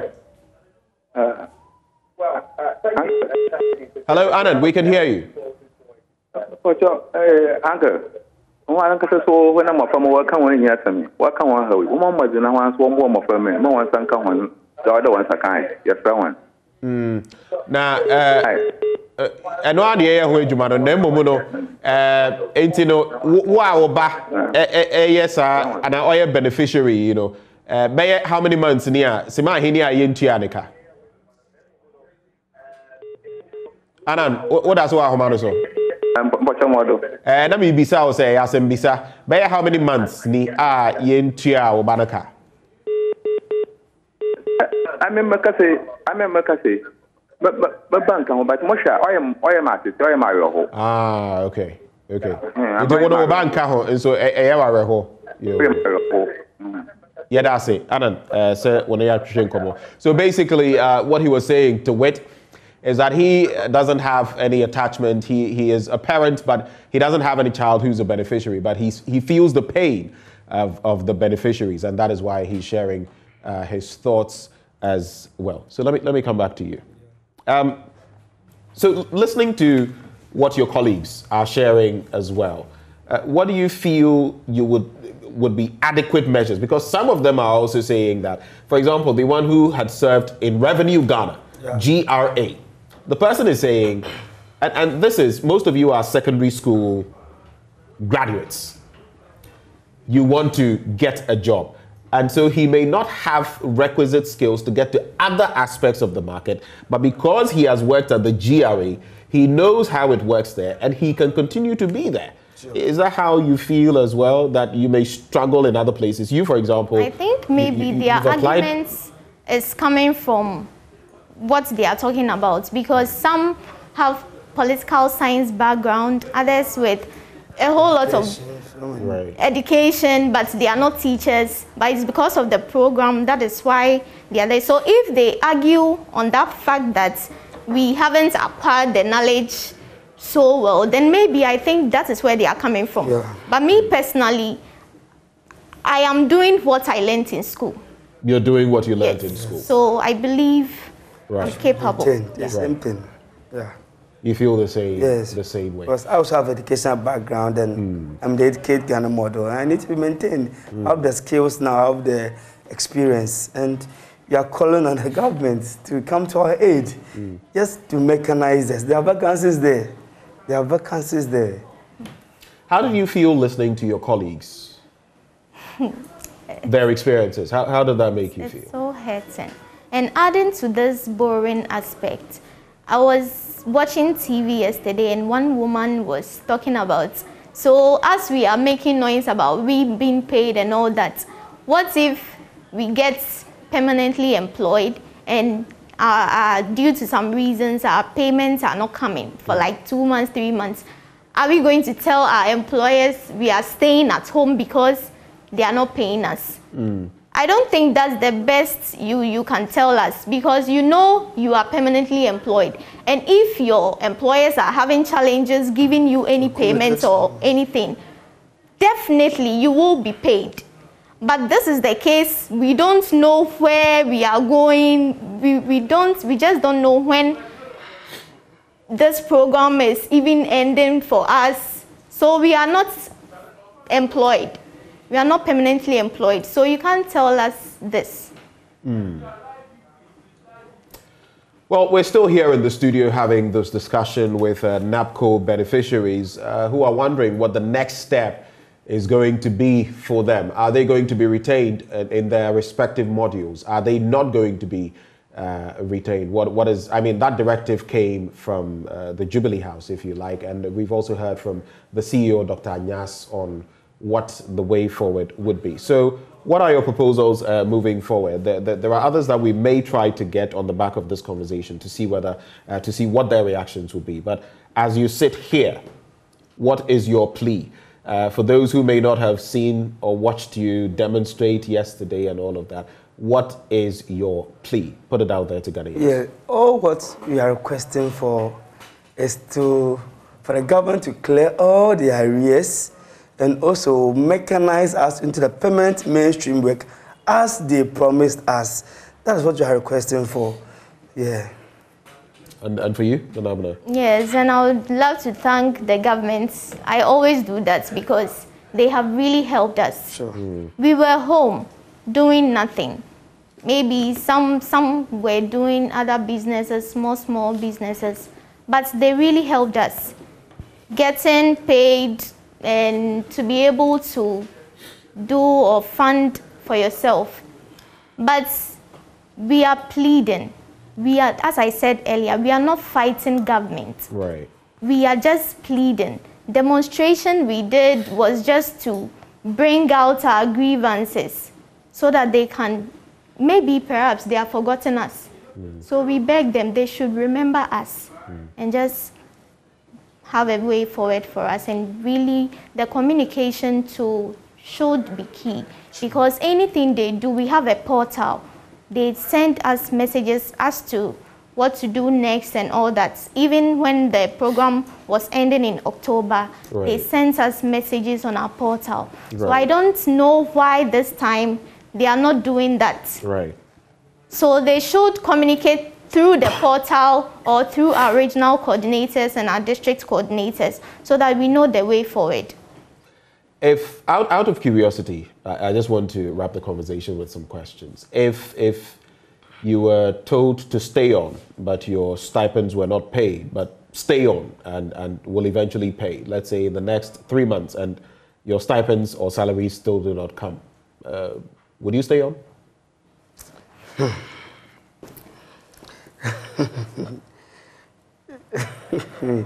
Well, no, it's a reality. It's what could happen. I mean, they are making efforts to pay you, but that is another angle of the conversation. If it's an assurance, they come out boldly and assure us that we should just hang on for like 5 months or a year. They are doing something about us and definitely they will pay. Why not? That is okay. So you're willing to stay on for about another year and accumulate debt? If there is an assurance. If there's an assurance? Yes. But they're not telling us anything about our payment terms, and they just tell us to be at post. You don't, how do you expect us to? Because now you don't even know whether you'll still get the 699.25 or less. Yes. Or more. Yes. You don't know how fit. You just want communication. Government should communicate to us through Dr. Anyas. Yes. We are just pleading. We are just pleading. As my sister said, we are just pleading the government to come to our aid. That's all. And we are not requesting for any new thing. what they promised us is what we are demanding for. At least we have done our part as NAPO trainees. We have worked for 3 years. You promised us. Give us the permanent jobs and let's move on. That's all. We can't fight the government. We cannot. They were also saying we all can't be absorbed into the system. Some are working. You acknowledge that? Yes. You acknowledge that? Yes. Some are working in private institutions, public institutions, so they can maybe send out some letters to our institutions or facilities for the people, for our people, to give them, if there are any vacancies, the number of vacancies, where and which departments we can fill, right, so that at least they also can help us, absorb us into the system. Well, thank you very much, Nana Abena. Thank you, Frank, for joining the conversation. Frank, we're grateful that you've been very frank with us. Thank you. This morning. NAPCO beneficiaries who are looking for better when it comes to the payment of their stipends, and they are looking for a future about retention in those institutions in which they worked. The conversation, of course, will continue at some other day or in subsequent bulletins in terms of what happens in respect of or apropos of their situation. There's a lot more coming your way on the big stories right here on the AM show. We take a break. We'll be right back.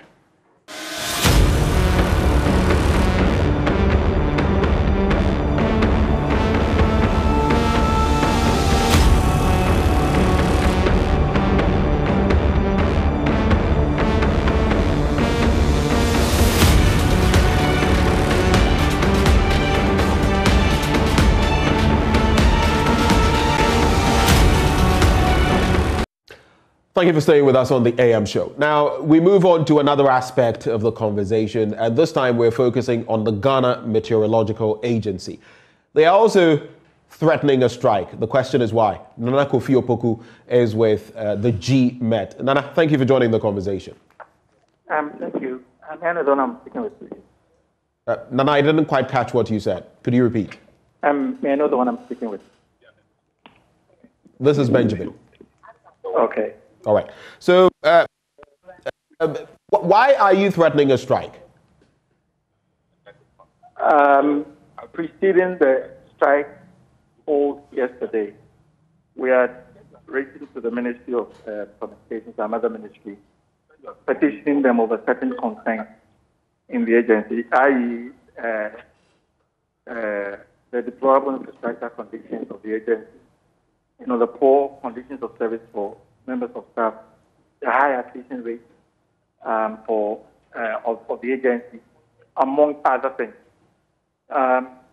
In the stated letter, which we sent on the 7th of January, we also stated in that letter that up to the 15th of February, if we did not hear anything from our mother ministry, would advise ourselves.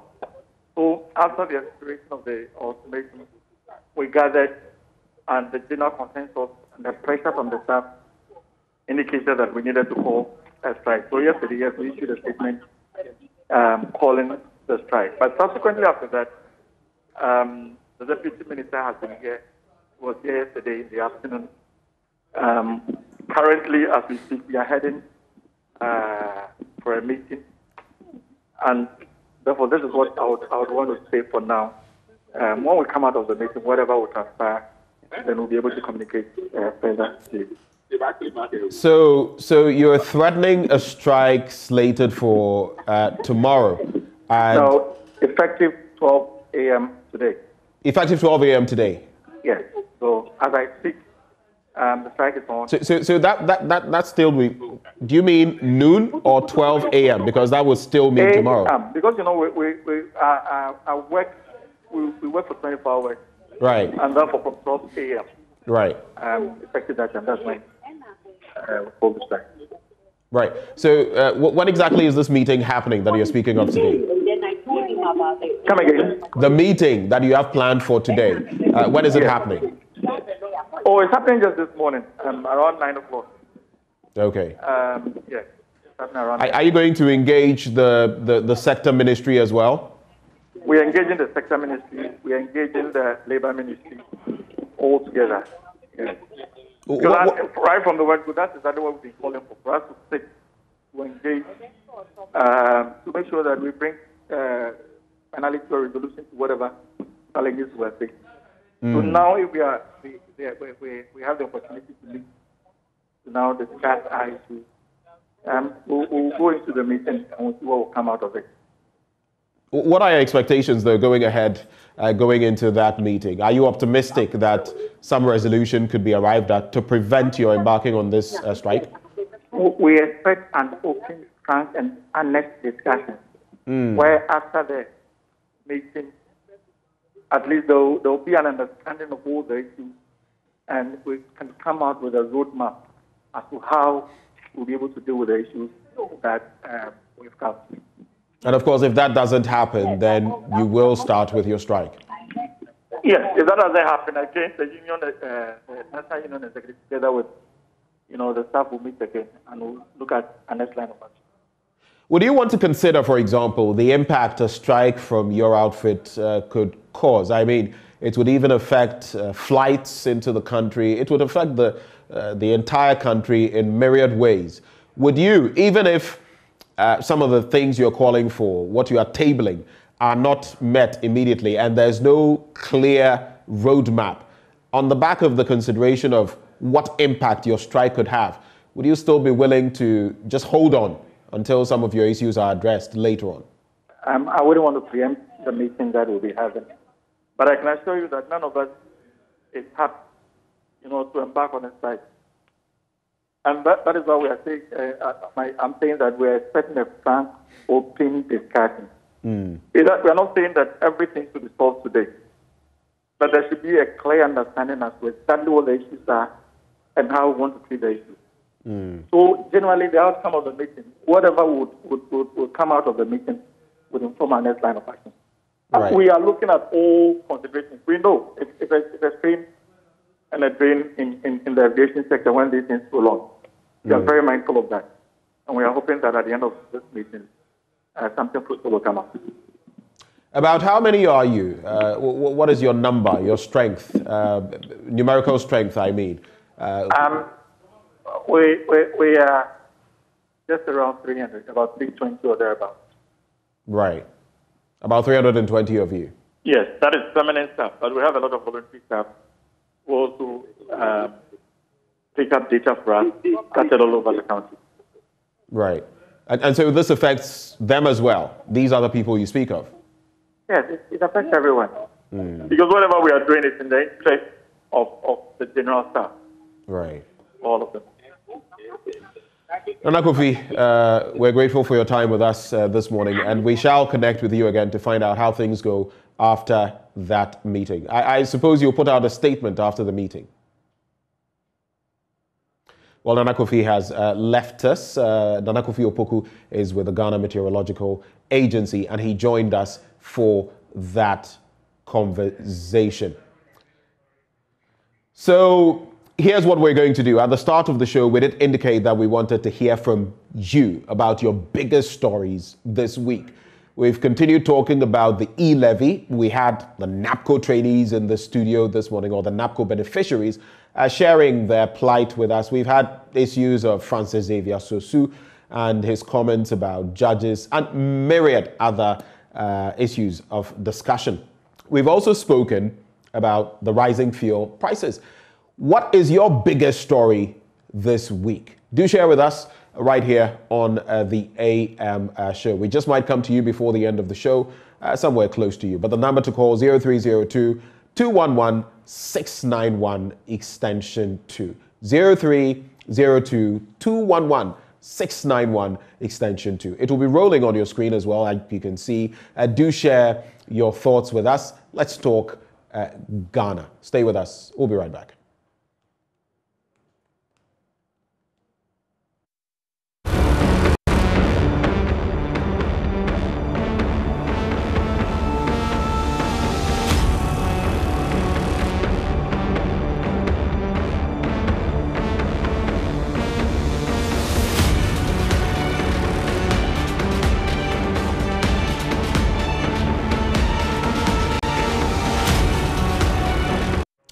So what is your biggest story this week? Elvis will be sharing his with us all the way from Kumasi. Elvis, thank you for joining. Good morning.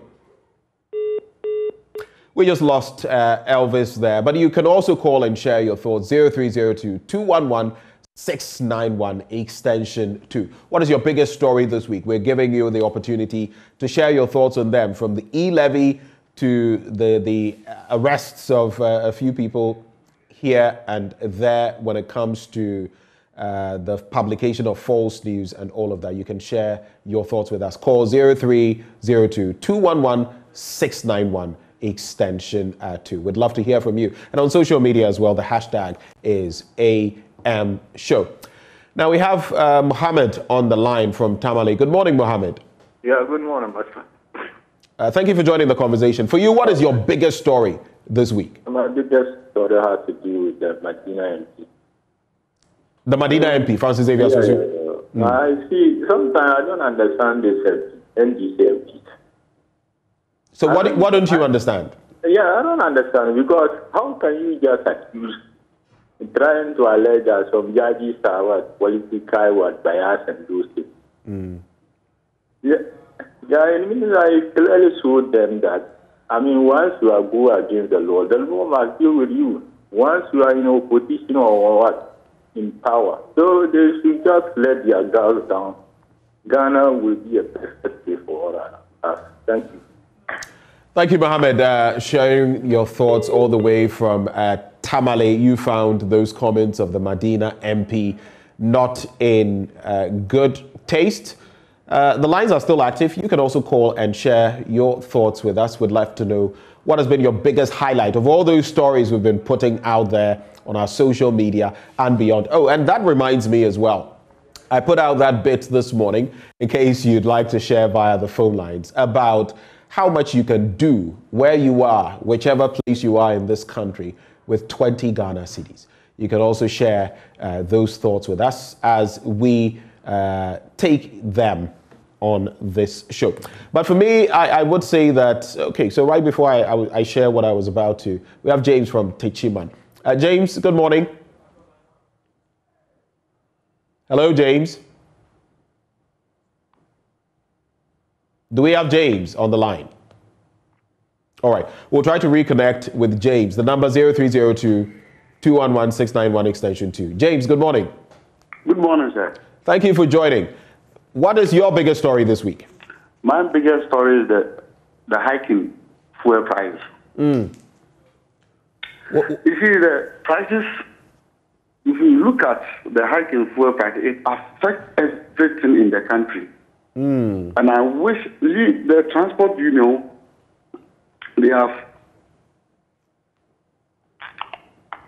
Hello? Yes, we are listening to you, James. Okay. Yeah. The various transport unions have always advised the government to reduce the taxes on the fuel.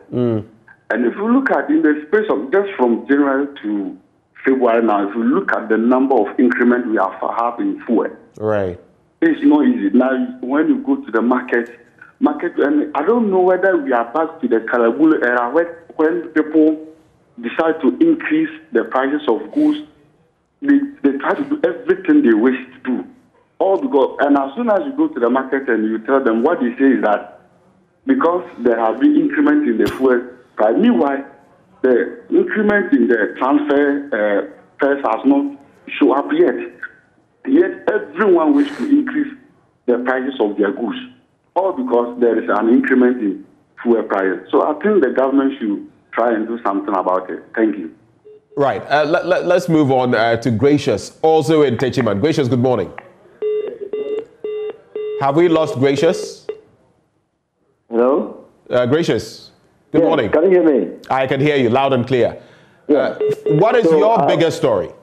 Yeah, so my biggest story has to do with the minority, calling for the head of the health minister. Right. Hello?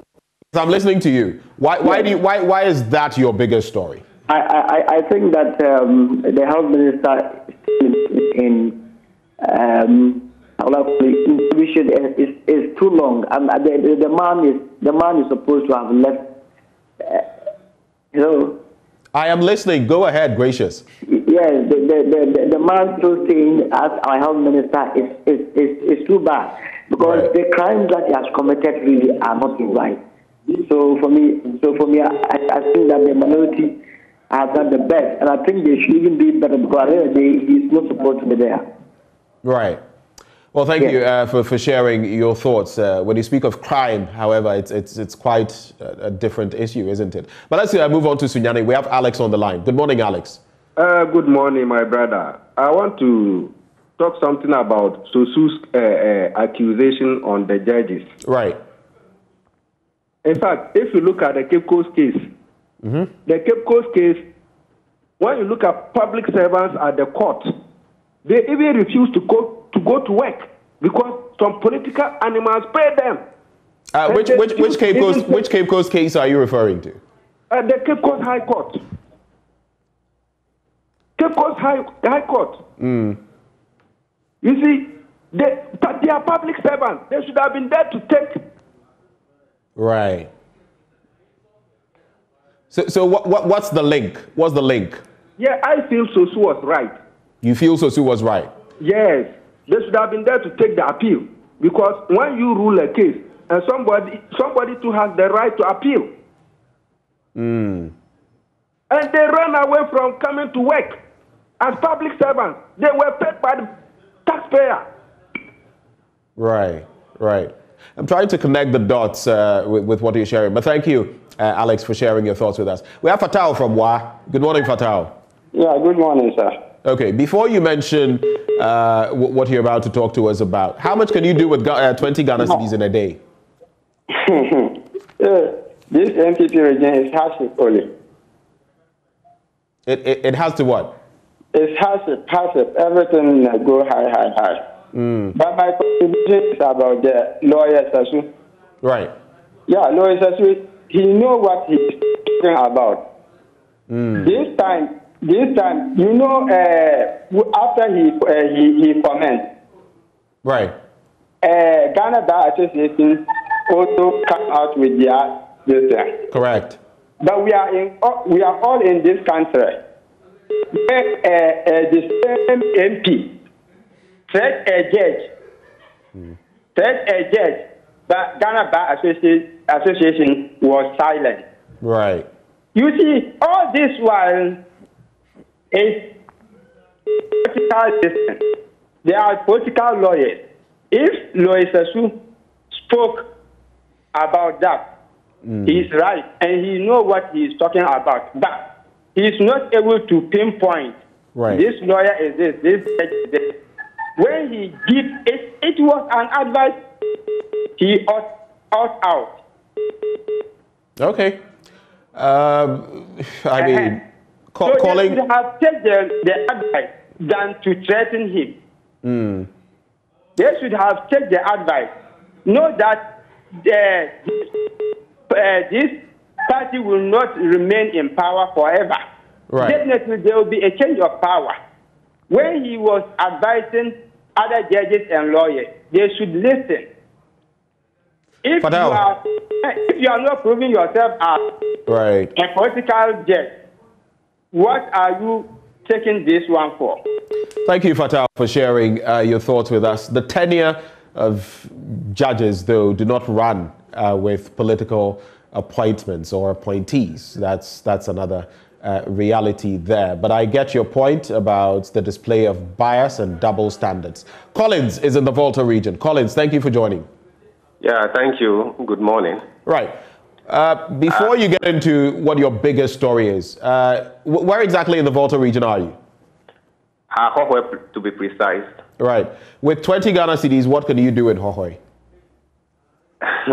Nothing, actually. The cost of living here is just like that of Accra. Now there is no village anymore because really everything is up there. Right. So my biggest what is your biggest story? Has to do with the fuel prices, and as every Ghanaian, we need to be concerned. Right. At times, I have difficulty in putting this in the shoe of how will I put it, politics. I don't want to link it with politics, but where it has gotten to now, weren't they aware? I mean, the politicians, by then they were making the big promises that when they come to power, this is the other, this is what they will do for us by decreasing it. Right. So really, they should sacrifice any other thing and drop the fuel prices for us, because it's really worrying us as a people. Just talk on our behalf. It's really, really worrying us. Thank you very much. Thank you for sharing the thoughts there, and we all feel the pinch when it comes to the fuel prices. Do we have Yeboah on the line? Do we have Yeboah from Takrady? Yes, please, sir. All right, good morning, Yeboah. For you, what is your biggest story? My biggest story this week is about the fuel price. But before then, I will talk about the cities, how we spend 20 cities in a day. Right. Go ahead, Yeboah. Yes, with 20 cities, nowadays the telcos are also killing us more. I just want to battle and mash up 10 cities, and I could use the 10 cities for food. And 20 cities with 10 cities. So you bundle 10 cities and you use 10 cities for food, and that's how you can spend 20 cities in a day? Yes, please. Right. What is your biggest story this week? Yeah, my biggest story is about the fuel prices increase. Wow. Okay. What impact is that having on you personally? Yeah, honestly, personally, I do buy fuel every day. Right. I drive my car. And the impact is getting on me too much. And looking at this, it makes everything increase in our country. The latest thing, when you go to market, they might say, yeah, the fuel price has been increased. They also have to increase their prices. So my plea to the government, especially with the government officials, they are doing it and do big as they are used to. If they also buy for us to use the citizens, you are buying. If not, they should cut they should really try to cut the cost back. Okay. Because honestly, we are suffering as a country. All right. Yeboah says he's suffering. Richmond in Kumasi, you are our final caller. Good morning, Richmond. Good morning, sir. What can you do with 20 CDs, and what is your biggest story this week? Nothing, but I used to maybe prepare some oil rice. Angwamo, oil rice. That's all you can do with 20 CDs? Yeah, because that is what the money deserves. Okay. So what is your biggest story this week? My biggest story is about the youth tag issue. Right. You know, I'm a student of University of Education, Winneba, and okay. I would like the lecturers to come back, but unless they have been paid or they have been settled with their issue. Okay. So I'm still pleading them to do what and come back, because we are suffering. Some of us, we are suffering. Right. Can I greet one of my friends? Yes, you can go ahead. Yeah. Richmond up here, aka Alonso, and Winneba, everyone knows me very well. So I would like to greet all my level 300 students around. All right, thank you, Richmond, our final caller. And right before we wrap, now, did you know that the income of a young entrepreneur from some selected businesses is exempt from tax for 5 years? Any young entrepreneur engaged in manufacturing, information and communications, technology, agro-processing, energy production, waste processing, tourism, and the creative arts, horticulture, and medicinal plants does not need to pay income tax on these activities for their first 5 years of operation. 5 years. Now, a young entrepreneur engaged in business that enjoys an initial 5-year concession benefits from the following applicable tax rates for an additional 5 years. If you're in Accra or Tema, it is 15%. Other regional capitals outside the 3 northern regions enjoy 12.5%. Outside these other regional capitals, you enjoy 10%. And for the 3 northern regions, it stands at 5%. I'm sure you want further clarity on this. All you have to do is go to the nearest GRA office, that is the Ghana Revenue Authority office, and they'll sort you out. Ghana Revenue Authority, integrity, fairness, and service. To all of you who took the time to call in the course of today's show, we're immensely grateful to you. But I cannot wrap without shouting out Catherine Gordon of Catherine Garments, who gave me this lovely outfit I am rocking this morning. She's located at the Medina New Road near the Rolling Circle. That's where you can find Catherine Garments. On Instagram, Catherine_Garments. On Facebook, Catherine Garments GH. The number to call, 0277 580 050. It's been a pleasure coming your way. My name is Benjamin Akapo, and this has been the AM Show. Look out for our bulletins at 10 and at noon and the rest of our programming. Do you have a good day?